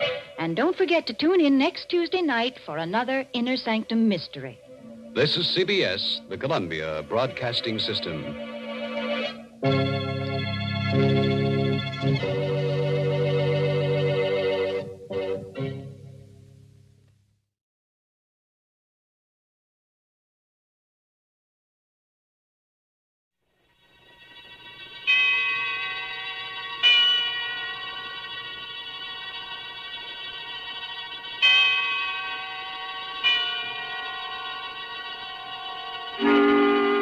Suspense.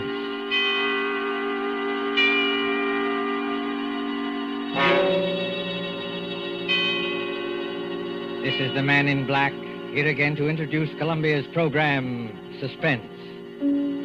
Our stars tonight are Miss Agnes Moorehead and Mr. Ray Collins. You have seen these two expert and resourceful players in Citizen Kane, The Magnificent Amberson, in which Miss Moorehead's performance won her the 1942 Film Critics Award. Mr. Collins will soon be seen in the Metro-Goldwyn-Mayer Technicolor film, Salute to the Marines. Miss Moorehead and Mr. Collins return this evening to their first love, the CBS microphone, to appear in a study in terror by Lucille Fletcher called The Diary of Sophronia Winters. The story told by this diary is tonight's tale of suspense. If you've been with us on these Tuesday nights, you will know that suspense is compounded of mystery and suspicion and dangerous adventure. In this series are tales calculated to intrigue you, to stir your nerves, to offer you a precarious situation, and then withhold the solution until the last possible moment. And so it is with the Diary of Sophronia Winters and the performances of Agnes Moorehead and Ray Collins, we again hope to keep you in suspense.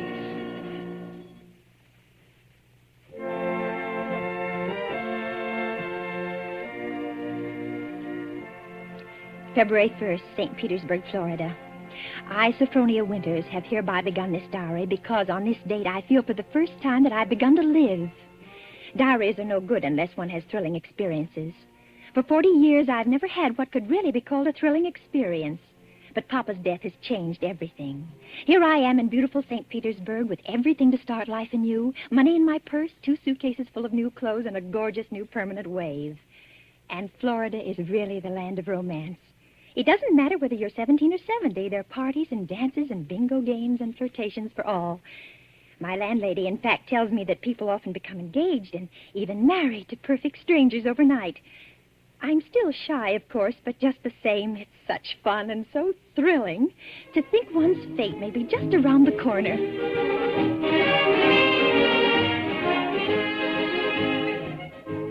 February 3rd. Oh, diary, it is beginning. This morning when I came out of my lodging house to go down to the beach, I noticed a man, a thrilling-looking man, sitting across the street on a bench. It was just as though he were waiting for me, because when I came out, he sort of started up as though he knew me. Of course, I didn't speak first, but I knew the minute I started down the street that he was following me. Well, I got to the beach and sat down with my magazines, and suddenly there he was, strolling toward me with a broad smile. Well, sitting out here all by your lonesome? Oh, yes, I am. Didn't I see you last night over at the Starfish Tea Room? The Starfish Tea Room? Mm-hmm. Oh, yes, I was there yesterday. But it was so crowded, I'm afraid I don't recall. Mighty nice cuisine they've got over there. Mind if I sit down beside you? Oh, not at all. Oh, just a minute. Sit on this magazine. The beach is so sandy. Oh, sand doesn't bother me. I'm from Maine, you know. We get plenty of sand up there. Do you? You've been down here at St. Pete long? Oh, just 3 days. 3 days? That's a long time. It's a wonder I didn't spot you before. Oh, Mr. Johnson's the name, Hiram Johnson. Oh. I come from Green Harbor, Maine. Run a big hotel up there summers. Well, that's my whole history in a nutshell. My name's Sophronia. Sophronia Winters. Sophronia? Uh-huh. Well, you know, that's quite a coincidence. My sister-in-law's name was Sophronia. Oh? Sophronia Johnson. You ever heard of her? She looked quite a bit like you, too. Sophronia Johnson? No, I'm afraid I haven't. Who was she? Someone very famous? I'm so ignorant about these things. Oh, that's all right. Say, look at that sun, will you? I'd say it was pretty nearly time for lunch. And Diary, darling, he is wonderful. Strong and kind, warm-hearted, so generous. I don't want to be like the other silly women in this town, but Hiram is different. There's something almost poetic about him, something sad and deep. You know, Sophronia, it's kind of mysterious, us finding that 9-point starfish on the beach together. My sister-in-law, Sophronia, used to collect 9-point starfishes. And to think your name, Sophronia, and you find a 9-point starfish with me. Well, it kind of draws us together, eh? Huh? What do you think? Completely. As though I'd known him all my life. My landlady says it's foolish. But look at Romeo and Juliet. Weren't they foolish? What's the good of waiting, Sophronia? I've got to be back at the hotel in a week. We may never see each other again. Oh, Hiram, don't say that. I couldn't bear it. Then let's do it right away. Tomorrow? There's a parson out on Coral Avenue who'll do the job for us. We can take a nice moonlight drive out to the Alligator Farm afterward, have a nice shore dinner, then climb on board the Orange Blossom tomorrow night for Maine. Oh. Just think of Maine. The big dark pine woods, the sand, the bay. The two of us alone together. The two of us alone together.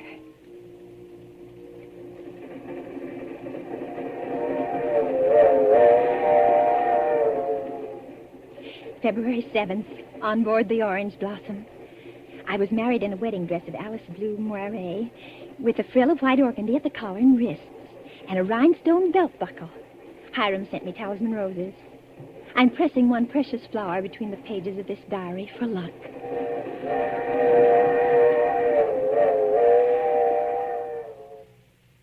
See it beyond this bend in a couple of minutes. Bags heavy? No, not particularly, dearest. Oh, I can't get over that taxi man at the station. Imagine his insolence, saying he couldn't drive us over. Maybe he didn't have any gas. It happens sometimes around here. Well, anyway, I'm glad the weather's so mild. Can you imagine what it would be like in a blizzard? There's the place. Oh, wait a minute. I don't want to look till I put down these bags. Now, where? There. Through those big pine trees. Oh, it is big, isn't it? 125 rooms. So many fire escapes and balconies and porches and towers. I stayed in a hotel like that once years ago with Papa. It was very fashionable then. My grandfather built that place 50 years ago. Hasn't been changed much since. No? Well, of course, you've put in modern plumbing. Not yet. Here we are. Walk in. Oh, what's that? Just a foghorn out in the bay. Fog? We get it almost every night in this kind of weather. What are you locking the gate for? Why not? There's nobody coming in after us. Or going out again for a while. But I thought you said the hotel. The hotel is empty.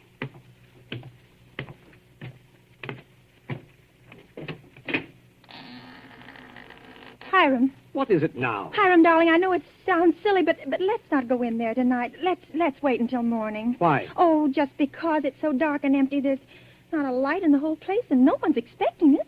What do we eat? Where will we sleep? Let's stay in the village just for tonight. I've got things to eat and a place to sleep. Come on. Oh, my arm. Hiram! Do you remember my telling you down in Florida about my sister-in-law, Sophronia?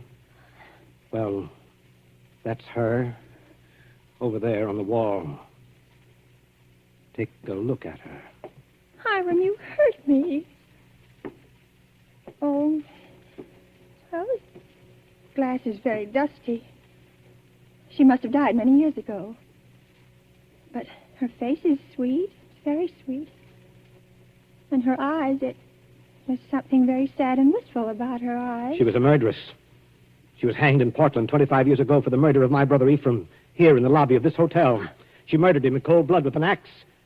That fire axe hanging over there on the wall. Hiram. It was a summer day.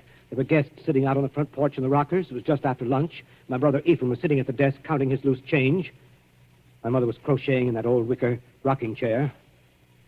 Sophronia came downstairs, humming a hymn. Oh, don't, Hiram. Please don't tell me any more. Why not? Well, it makes me nervous to hear it like this in this big shadowy lobby. And your eyes, Hiram. Your eyes. Hiram, you're acting so strange. Hiram, what's the matter with you, dear? I know it was a terrible tragedy, but it happened 25 years ago. Don't touch me, Sophronia. Don't touch you. Do you remember what I said to you in Florida? What did you say? Well, you said a million sweet and wonderful things to me, Hiram. I said you resembled my dead sister-in-law. Look at her again. Look at her closely. Sophronia. But why? Oh, no, I can't. It's too horrible. I can't look at her face with any pleasure now, knowing she was a murderess. You're afraid to look at it? No, I'm not afraid. Hiram, please, my arm. Well, very well. I'll look. Now, stand there quietly. Like that. Take off your glasses. That's all I wanted to see. That's all I wanted to see.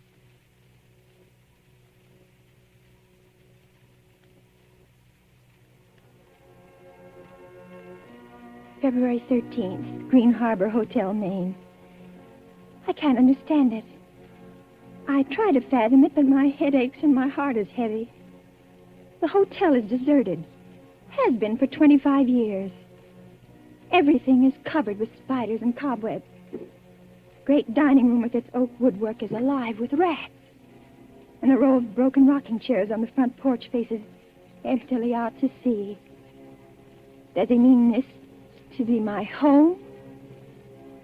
He's downstairs in the shabby parlor, off the lobby, playing the harmonium.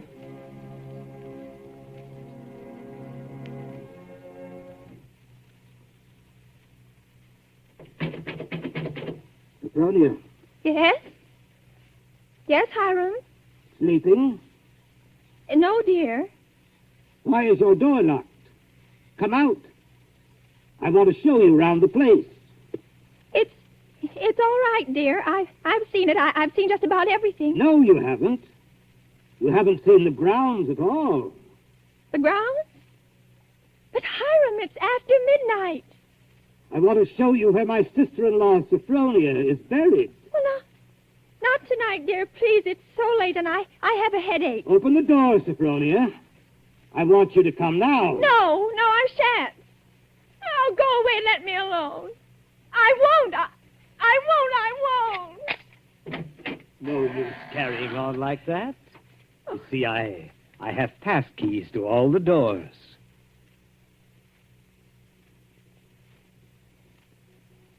See, Sophronia. Beyond, where those 4 birches are standing, it's where my sister-in-law, Sophronia, was laid away 25 years ago.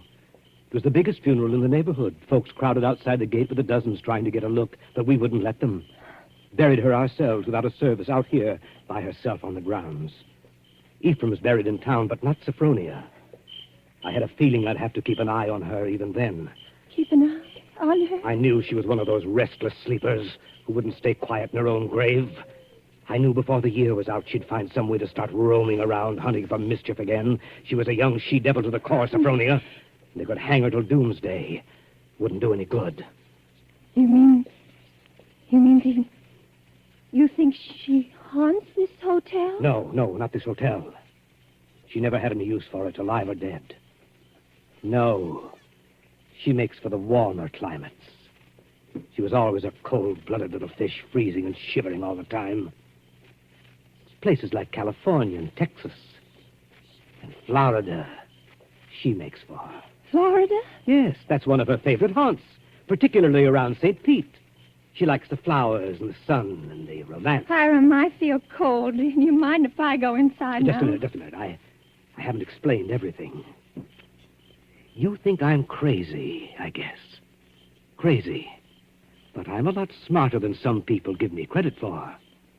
Because, you see, I have found her now. 3 times. Do you see that grove of birches over there? Under every one of them's a grave. I found her wandering the earth in disguise 3 times. And I've killed her 3 times. It still doesn't do any good. She's still restless. You mean you've killed 3 different women? So now I keep another open grave to remind her. It's waiting now. Would you like to see it, Sophronia? No, Hiram. No, please, Are you afraid to see it, Sophronia? No, Hiram, you don't mean to say that you think, just because my name happens to be Sophronia, and that I look a little like... Think what, Sophronia? Nothing.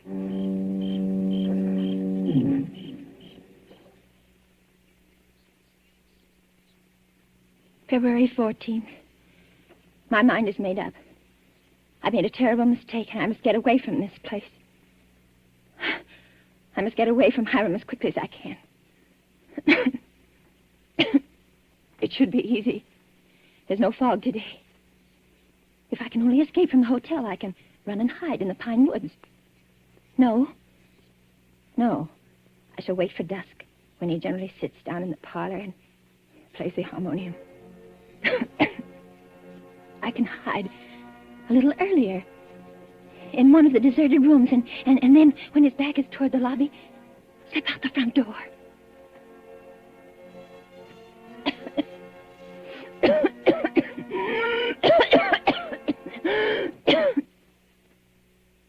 Sophronia? Sophronia? Sophronia! Oh, there you are. What's the matter? Anything wrong? No, Hiram. You didn't want anything outside, did you? Because if you do, you'll have to ask me to get it for you. You see, I always keep the front door locked. Yes, Hiram. Yes, the back door, too. And all the doors leading out into the porches and fire escapes. And a good many of the windows. It makes one feel safe from thieves and peeping Toms. Oh, you've got a cold. That's too bad. Yes. I must have caught it last night. Outdoors. The damp. You ought to be in bed. A good bed. The only good bed in the house is in my sister-in-law, Sophronia's old room. No, Hiram. I'm all right. Is this a little head cold? Oh, little head colds often develop into pneumonia. Why, it's too bad I didn't think of that before. You might have slept in it from the beginning. Here, up these stairs. What? What's the matter? Are you so weak? No. No, I'm all right. This room is the cleanest in the hotel, too. I've always had a sort of suspicion about it. You see, I've kept everything as it was. What's the matter? Nothing. It's just... It seems kind of familiar. No.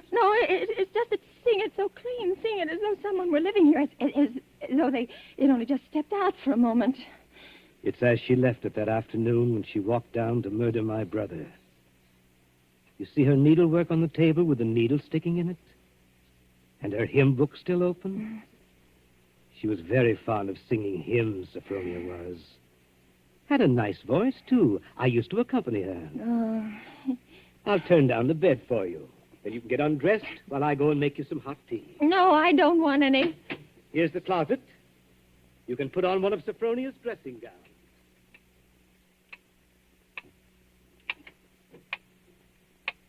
Diary, I'm beside myself. I shall go mad. 2 hours have passed since he locked the door upon me. Night's fallen and I'm alone. Alone in this horrible room with its hideous little mementos of death. I'm sitting here at her little wicker table trying to be calm, trying to write this. Somehow, when one writes about a thing, it doesn't appear so real. My hand is just brushed against her needlework.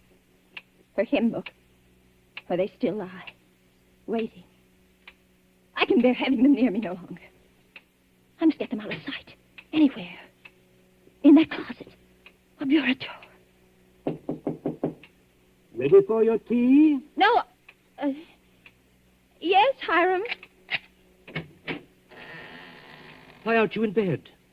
You'll take worse cold, you know. I'll get in bed in a minute. First, Oh. Brushing up on your needlework again? My needlework? You've got it in your hand. Have I? Oh, yes. Yes, so I have. But I wasn't working on it, Hiram. I swear I wasn't. I've never done a stitch of needlework in my whole life. I don't know one embroidery stitch from another. Let me show you. Look, I don't even know how to hold the needle. Get into bed, Sophronia. You're feverish. Before we go on, Hiram, before you go on thinking, we've got to have an understanding. You've got to let me explain. I was born in 1892 in Kalamazoo, Michigan. My name is Sophronia, that's true, but they name lots of people Sophronia. I was named for my grandmother. She had just died. No, you've got to listen to me. I've lived in Kalamazoo all my life. If you'd only just write a letter or send a wire. Well, I've never heard of Green Harbor in my whole life. I never went anywhere. For almost 10 years, I stayed home day in and day out nursing Papa. He had a stroke. I wasn't out of the house. It was a red brick house with a green shutters.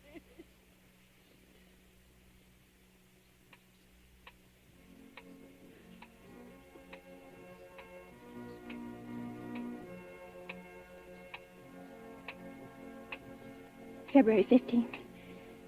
Now I live only from moment to moment, listening to each creak upon the stairs. I've been in bed all day. It's night now. The foghorn has begun to blow again.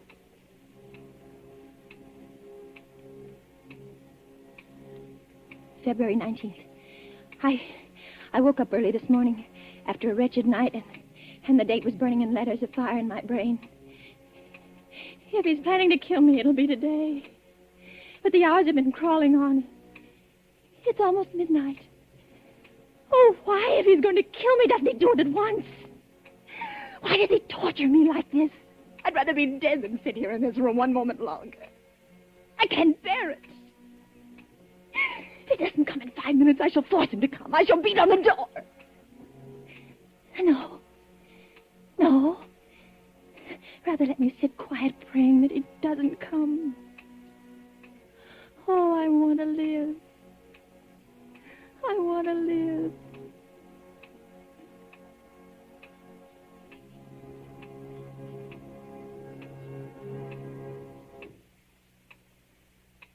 Sophronia. It's come. Sophronia, come downstairs. I want you to sing me a hymn. Sing? He never asked me to sing for him before. But she sang. I can't sing, dear. I told you that long ago. Did you? Well, I'd forgotten. And besides, how can I come downstairs when my door's locked? It's unlocked. Try it. Unlocked? Oh, no. How could it be? Oh, it is, and I never know it. I never know it. Coming? He unlocked it. Sometime while I was just sitting. Oh, why didn't I try a few more times? Why did I just sit there assuming? No, he'd have caught me anyway. He'd have known. But I might... Oh, now it's too late. He's going to kill me. Sophronia! Yes, Hiram. I'm coming.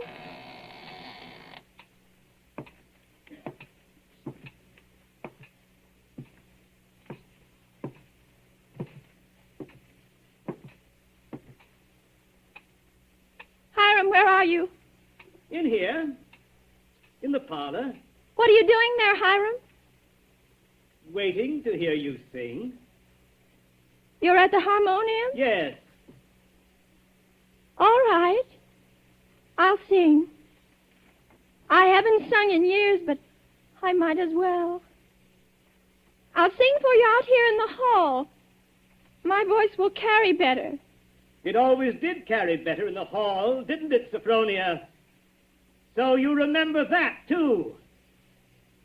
Of course, you know both the front and back doors are locked. Play a few bars, Hiram, dear, to warm me up. Shall I sing, too, Sophronia? Would you like me to sing along with you? If it pleases you, Hiram. Work for the night is coming. Work in the morning sun. Work for the night is coming when man's work is done. Work while the day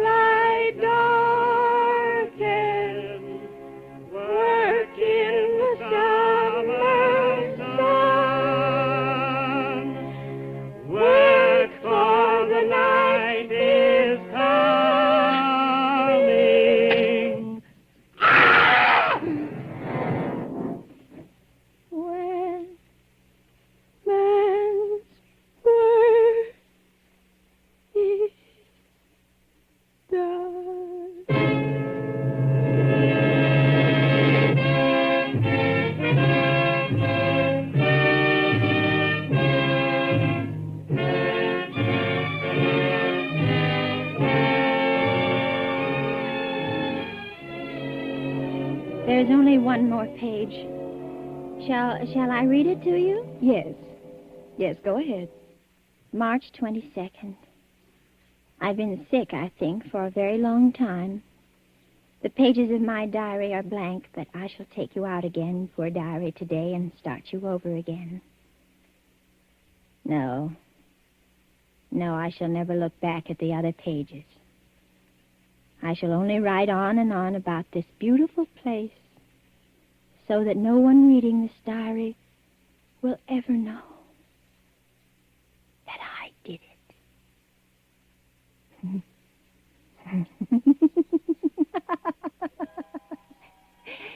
But I did do it, diary. I was smarter than he.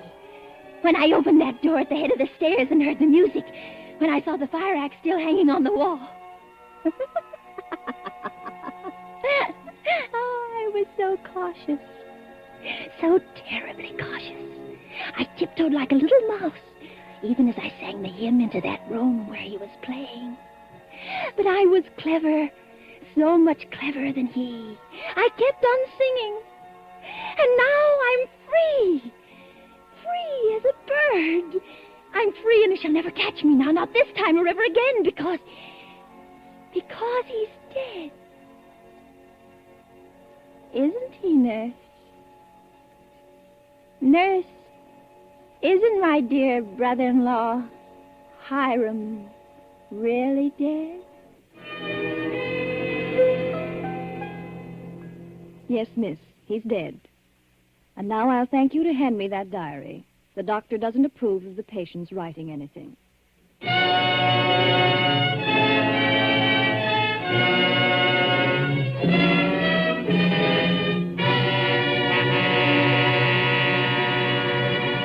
And so closes The Diary of Sophronia Winter, starring Agnes Moorehead and Ray Collins. Tonight's tale of suspense. This is your narrator, the man in black, who conveys to you Columbia's invitation to spend this half hour in suspense with us again next Tuesday, when Richard Dix, Gail Page, and Montague Love star in Death Flies Blind. The producer of these broadcasts is William Spear, who with Ted Bliss, the director, Lud Gluskin, the musical director, Lucian Mohowick, the composer, and Lucille Fletcher, the author, collaborated on tonight's Suspense.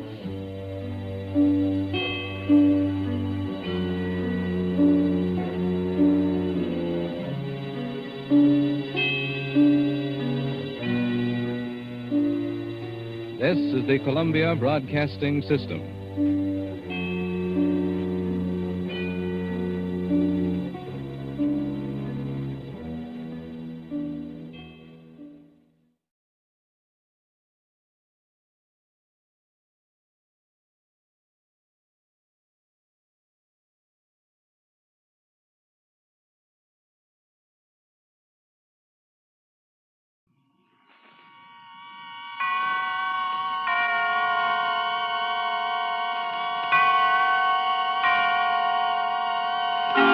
Suspense.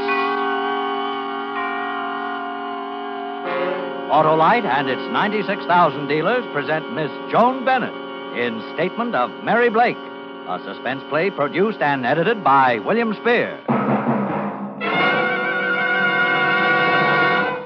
Harlow, where did you get those suspenders? Hap, my envious end man, those are Autolite Stay Full battery suspenders. What queer animals on them? Is that a camel? That, Hap, is a contented camel with a smile from hump to hump. He knows that Autolite Stay Full batteries are the batteries that need water only 3 times a year in normal car use. And that's because they have over 3 times more liquid reserve than batteries without Stay Full features. Wow, what's this dancing dervish doing? He's celebrating his release from camel watering. Just got a new Stay Full battery. This is gonna kill me. Do Autolite Stay Full batteries do handstands, too? On my suspenders, they do, because Autolite Stay Full batteries give 70% longer average life than batteries without Stay Full features, according to recent tests based on SAE life cycle standards. And remember, too, Autolite Stay Full batteries need water only 3 times a year in normal car use. Anything else, Wilcox? Just one more thing. You're always right with Autolite. And now, with Statement of Mary Blake and the performance of Miss Joan Bennett, Autolite hopes once again to keep you in suspense.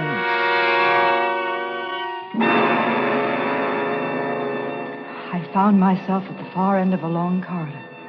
the length of it stretching before me in a winding pattern, the walls of it a thick, impregnable cement. There were no windows, only a small opening high on the wall to my right. Through this, a single shaft of light fell into a pattern which told me there were iron bars on that one small window. At first, it seemed that I was alone in this place. I stood huddled and afraid, unable to move. Somehow, I had the feeling that soon I would not be alone. Then, faintly, from out of the darkness ahead of me, I heard him coming with slow, shuffling footsteps. The walk of a man who has not long been without his eyes.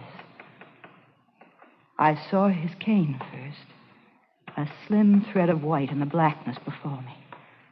I watched it, tapping up and down in a nervous rhythm. Tapping, coming closer, closer. I felt the muscles in my throat tighten in an effort to scream. But I made no sound at all.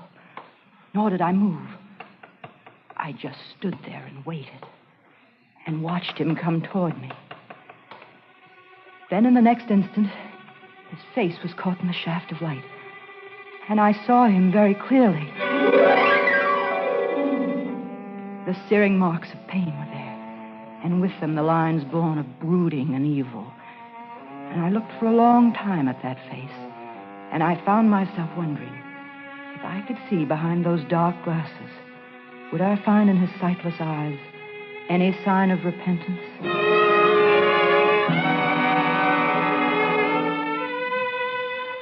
I remembered suddenly how Gregory Martin had looked the first time I saw him, his tall form standing with casual poise in the doorway, that handsome face creased by the broad smile that bid me welcome into his home.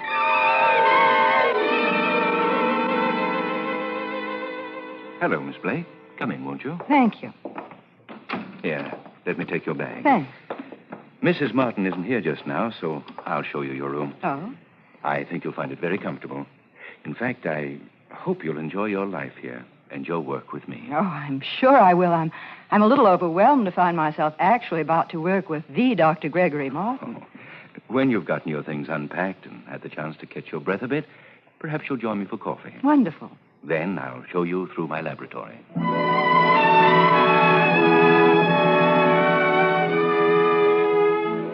I felt no fear at all that first day. My room was luxurious and beautiful, and the laboratory is beyond anything I'd ever imagined in its completeness. I didn't meet Lorna Martin during that first day as a member of the household, but in the evening her husband invited me to join the intimate group of friends that were gathered in front of a glowing fire in their living room.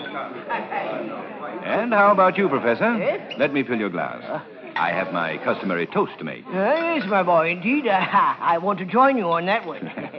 Attention, everyone. A toast. The toast. To the lovely Lorna. A woman of such abundant charm that it's unfair, really, for one man only to call her his. But 3 years ago, she made her choice, and I found that it was such a commendable one that I, for one, think we should forgive her. And so, here's to the lovely Lorna, my wife.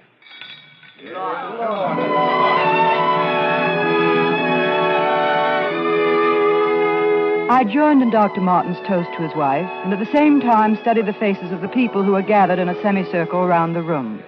There was a glint on the glass of one man's pince-nez that gave his face a weird, somewhat supernatural look. He was smiling broadly in the direction of Mrs. Martin, and his teeth in the light of the fire seemed to be made entirely of gold. I looked then at Lorna. She was looking past the others at her husband, and although she was smiling, I saw that there were tears in her brown eyes. Beneath her polish and exquisite breeding, she was insecure and afraid.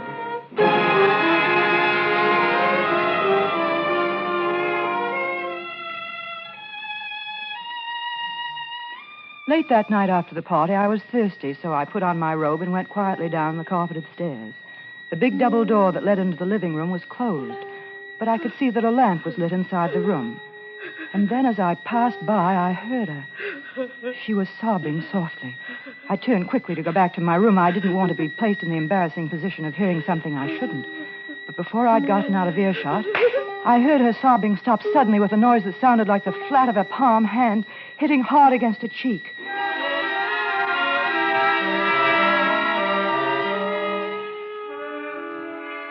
Next morning, I was working with Dr. Martin and loving every minute of it. We worked silently, swiftly, with no regard for anything outside of the task immediately at hand. That is, save for one little thing. Dr. Martin seemed fascinated with a little vial of amber liquid which he kept on a desk. Twice he abandoned his work to walk over to it, lift the glass container up to the window, and study its contents, his lips forming a strange half smile. Why, yes. Yes, that's it, of course. What? I beg your pardon, Dr. Martin. Were you speaking to me? Oh, no, Miss Blake. Talking to myself, I expect. Scientists frequently do, I understand. Yes, I've heard so. My formula, Miss Blake. I just realized it's almost the color of her hair, isn't it? Lorna's, I mean. My wife has very pretty hair, don't you think? I think Mrs. Martin is a beautiful woman in many ways. Well, that's a rather generous opinion to form in so short a time, isn't it? Do you always analyze people so quickly and so flatteringly?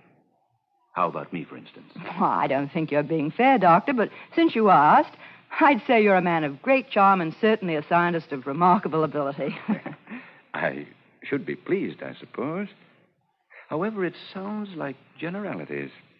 I think I'll have to see what I can do toward creating a more specific impression. Yes. Truly beautiful color, isn't it? I've never seen anything quite that shade of amber. What is it, Doctor? It's a mixture of my own. I'll let you in on it someday, soon. But meanwhile, I'd advise you to keep clear of it. I think I could safely claim it to be the fastest-acting poison in existence. A new experiment, Doctor? The most exciting experiment to which a scientific mind can apply itself. And I have every confidence that I'll be able to work it out to a successful conclusion. Sounds challenging, Doctor. I hope I'll be allowed to work on it, too. I assure you, my dear Miss Blake, I wouldn't attempt this particular experiment without you.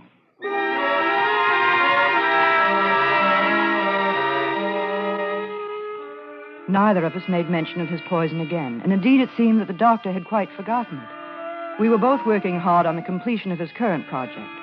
Lorna Martin worked with us part of the time, and it was only then that I learned she had previously always assisted her husband with his work.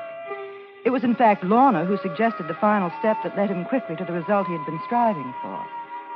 We worked from early morning until late at night, and on the third day towards midnight, the project was completed.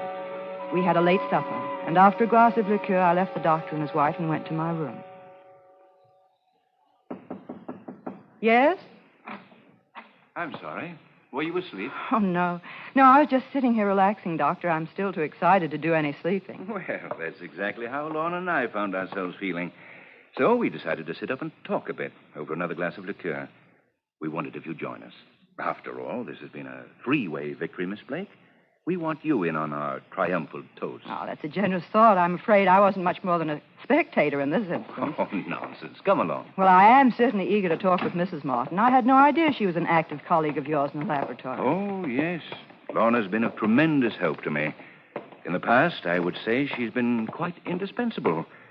Lorna's brilliant mind amazed me from the first moment I met her. Here we are. Lorna, my dear, Miss Blake and I were just having a most engrossing conversation, wholly about you.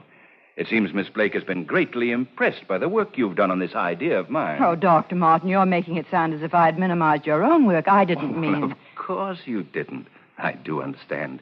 And you needn't make apologies in my direction for your appreciation of my wife's talents. Here now. A liqueur for you, Miss Blake. Same as earlier? Please. There you are. Thank you. Lorna, dear. How about you? Your glass can stand a little replenishing, I should imagine. Let me see. No. Why, you still have some that you haven't even touched.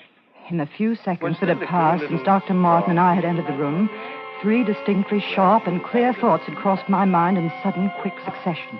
And each of them struck at my insides like the painful puncture of a thin, sharp blade. 1, that Dr. Martin, professionally, was insanely jealous of his wife.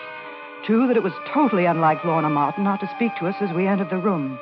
And 3, that Dr. Martin had just gone over to his wife to make absolutely certain that she was dead.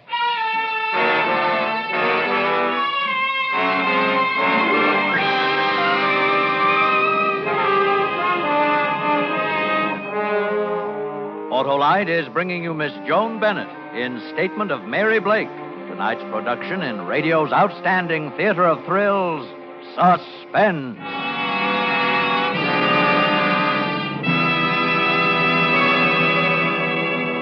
Say, Harlow, can I get a pair of those Autolite Stay Full battery suspenders? Hap, there's a catch to these suspenders. Of course. Wouldn't be suspenders without a catch. Well, to get a pair of these, you'll have to rave about that special feature of the Autolite Stay Full battery, the fiberglass retaining mat that protects every positive plate to keep the power-producing material in place for longer life. 70% longer life, in fact, than batteries without Stay Full features. And this is proven in recent tests based on SAE life cycle standards. Doesn't anyone but you have a pair of those wonderful, wonderful suspenders? No. These suspenders were made for me by a happy car owner who recently bought an Autolite Stay Full battery, the battery that needs water only 3 times a year in normal car use. Said he couldn't thank me enough for telling him about it. So, friends, see your Autolite battery dealer tomorrow. And remember, you're always right with Autolite. And now, Autolite brings back to our Hollywood soundstage our star, Miss Joan Bennett, in Statement of Mary Blake, a tale well calculated to keep you in suspense. I stood there, unable to speak. Dr. Martin looked at me. He was amused at my reaction to his wife's murder. I rather think I could read your mind quite accurately at this moment, Miss Blake.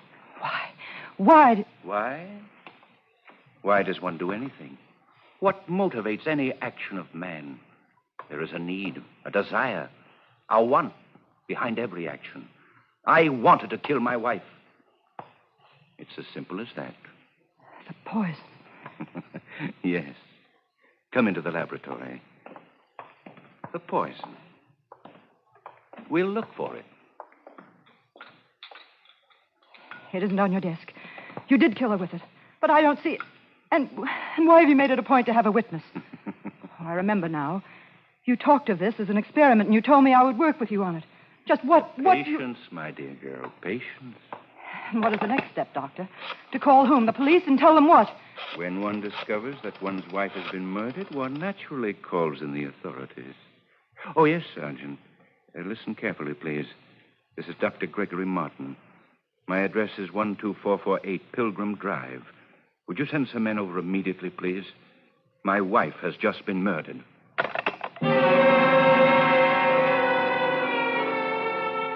The complete realization of what he had done seemed to come upon me all at once. A sudden delayed shock that hit me with the impact of a hammer blow. I looked at him, and he seemed a total stranger. A maniac whose next move I could not predict. He was laughing, and while he laughed, I reached desperately behind me, closing my fingers tightly around the glass container I felt in. And I prayed that it contained something that would serve as an effective weapon against the murderer. With one quick movement, I flung it full in his laughing face. And I watched it eat away his skin like a sheet of tissue paper in a soaring flame.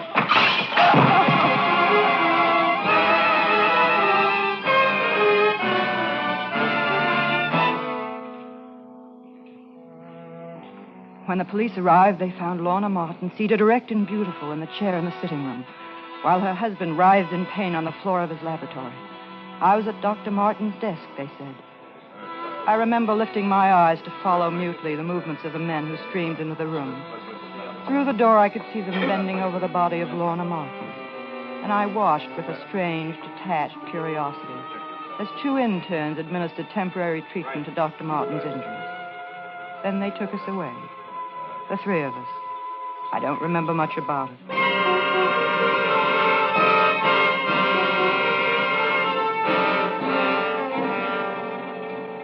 Do you want to talk now?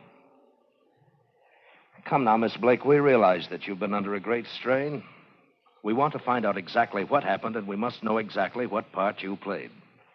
You know, in view of what has happened to Dr. Martin and his wife, a man so revered and well-known, we will be subjected to a great deal of pressure to bring someone to justice for this thing. Justice? How can Lorna Martin ever know justice? Let's hear your story, Miss Blake, from the beginning. There were 3 people alone in that house when this happened. And of them, only you were able to speak. Now, let's hear what you have to say. How about it? All right. You'll talk on the stand.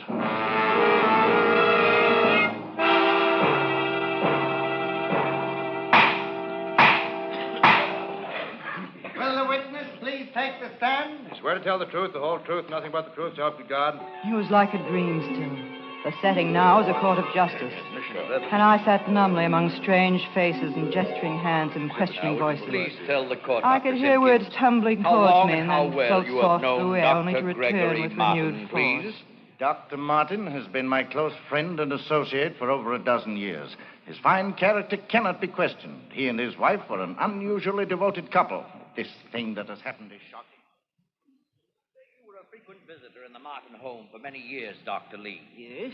Can you relate to the court any scenes you witnessed in the Martin household which might have an important bearing on this case? I attended a gathering at the Martin home on the very night that Miss Blake first came there. She sat with us in the living room, and throughout the evening I was aware of her studying Dr. Martin with a peculiar intensity. It was extremely odd. As the medical examiner on this case, will you please tell the court your findings which revealed the cause of Lorna Martin's death? Mrs. Martin was poisoned. The poison was in liquid form, taken internally.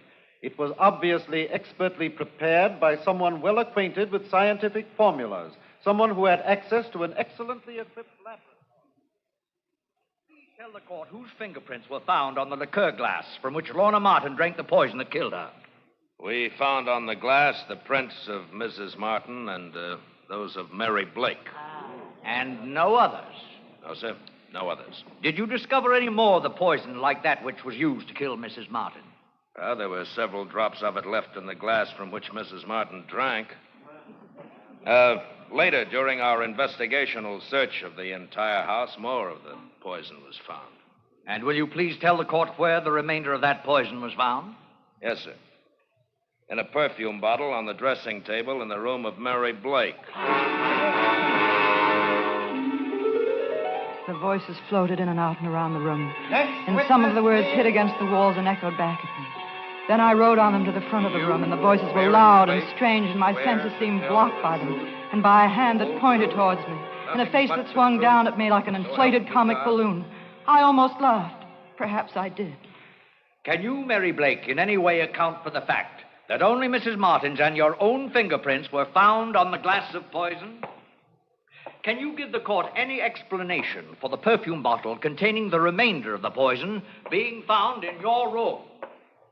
Mary Blake, can you in any way explain the testimony we have heard repeatedly during this trial of your unusually strong personal interest in Dr. Martin? The words were strung like beads on a string and wound round and round me until I felt them so tight it seemed I couldn't breathe. Then suddenly the voice that was strangling me with the words came through to me clearer and louder than ever before. And this time the words were built in a big stick, and it was carefully aimed and swung straight towards me. The prosecution at this time is able to bring forth its most important witness. We ask, however, that due consideration be given him by all those present in this courtroom, as his condition is still very serious. He has suffered from extreme shock, and as a result of the injuries he recently sustained, he is and will forever remain totally blind. Now, clerk, will you please inform the nurse outside that she may now bring the doctor into the courtroom. The prosecution calls to the stand Dr. Gregory Martin. He came in, seated in a wheelchair, his hands and almost all of his face, save an open slit across his mouth, swathed in thick white bandages. There was something about seeing so handsome and powerful a figure so completely incapacitated. An involuntary gasp escaped from my own lips as well as from those of every person in the crowded courtroom. Without a word being spoken, the prosecution had easily scored its most effective point. And after Dr. Martin had finished his spoken testimony, the big stick of words came down upon me with full force. Mr. Foreman, ladies and gentlemen of the jury, how do you find the defendant? We find the defendant guilty as charged. Then more words. Words coming at me with final flattening blows. This court hereby sentences you to the Women's State Penitentiary for a period of not less than 99 years.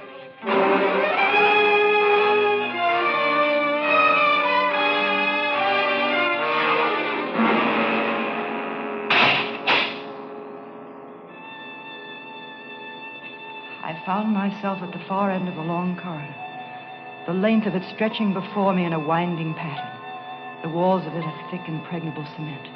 There were no windows, save for a small opening high on the wall to my right. Through this, a single shaft of light fell into a pattern which told me that there were iron bars on that one small window.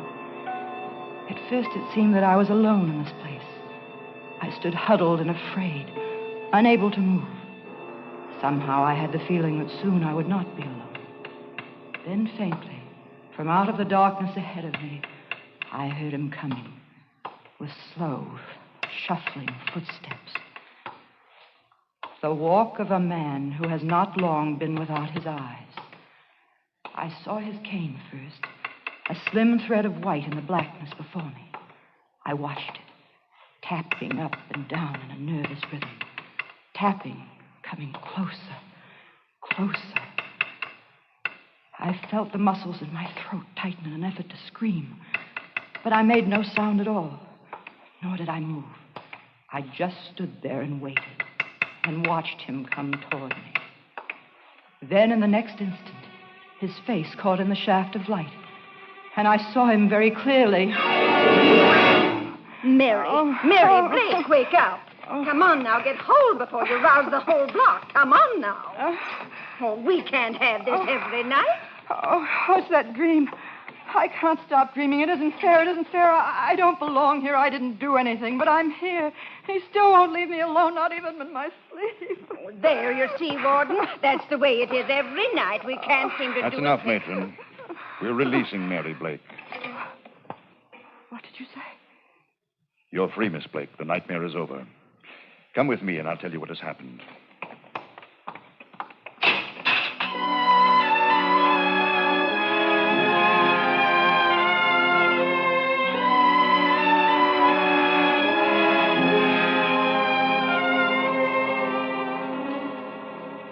Miss Blake, the state has no way of returning these weeks of freedom it wrongly took from you, nor of erasing the shock and heartbreak you've been forced to suffer. We can only hope that it has not too deeply embittered you and hasn't totally destroyed your faith in the justice one customarily finds in our courtrooms. There seems to be a limit to bitterness, Warden. I find that what I feel now is not a release from injustice, but a release from fear. I know that he can never reach me again, even in my dreams. How can I be so sure of that? Well, it's another of the things that can't be accounted for rationally about this case. It leads one to wonder if some metaphysical force wasn't put to work in place of the erring machinery of justice. Miss Blake, when you blinded Dr. Martin, you limited his vision to mental images. And over the period of time that has lapsed since the day you received sentence, it seems the doctor's mind would not free him from one particular visual experience. He, too, suffered from a recurring dream, which, due to his impairment, was inflicted upon his waking as well as sleeping hours. The dream, did he describe it? Oh, he did, in detail. It seemed that there was... Slow, groping steps. I entered a narrow corridor. With my hands, I felt that the walls were of a thick, impregnable cement. The tap of my cane produced an echo that told me the corridor was one of interminable, winding lengths. I did not want to enter nor walk through it, yet it seemed that I was forced to, and the walking seemed endless. I wanted to cry out, but could find no voice. I wanted to see a single light from a window or an open door, to know that there was somewhere an end to the blackness. But there was no light and no end. I wanted to turn back, but there was no turning back and no end to my walking. And although I had the feeling of being alone in this place, I knew that I was not alone and never would be. And it was worse than being alone. For though I could not see her, and though she did not touch nor speak to me, I knew she was there. And for me, she would always be there. Mary Blake, my accuser. For she is the innocent, and I am the guilty. And for the innocent, there is always a freedom. And for the guilty, there is never an escape.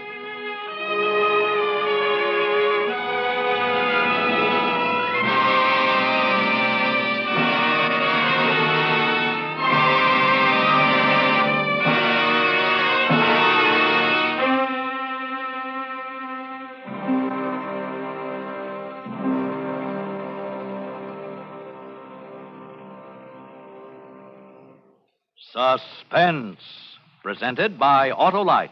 Tonight's star, Miss Joan Bennett.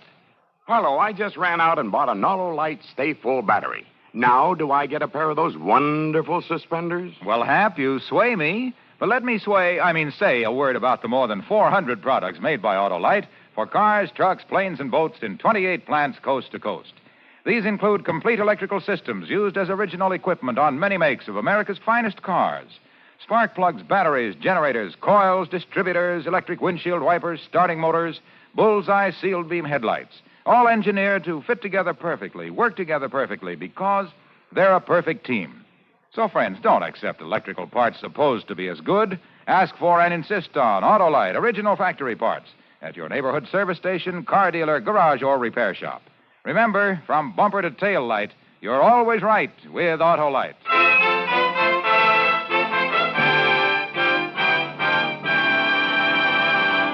Next Thursday for Suspense, our star will be Mr. John Lund.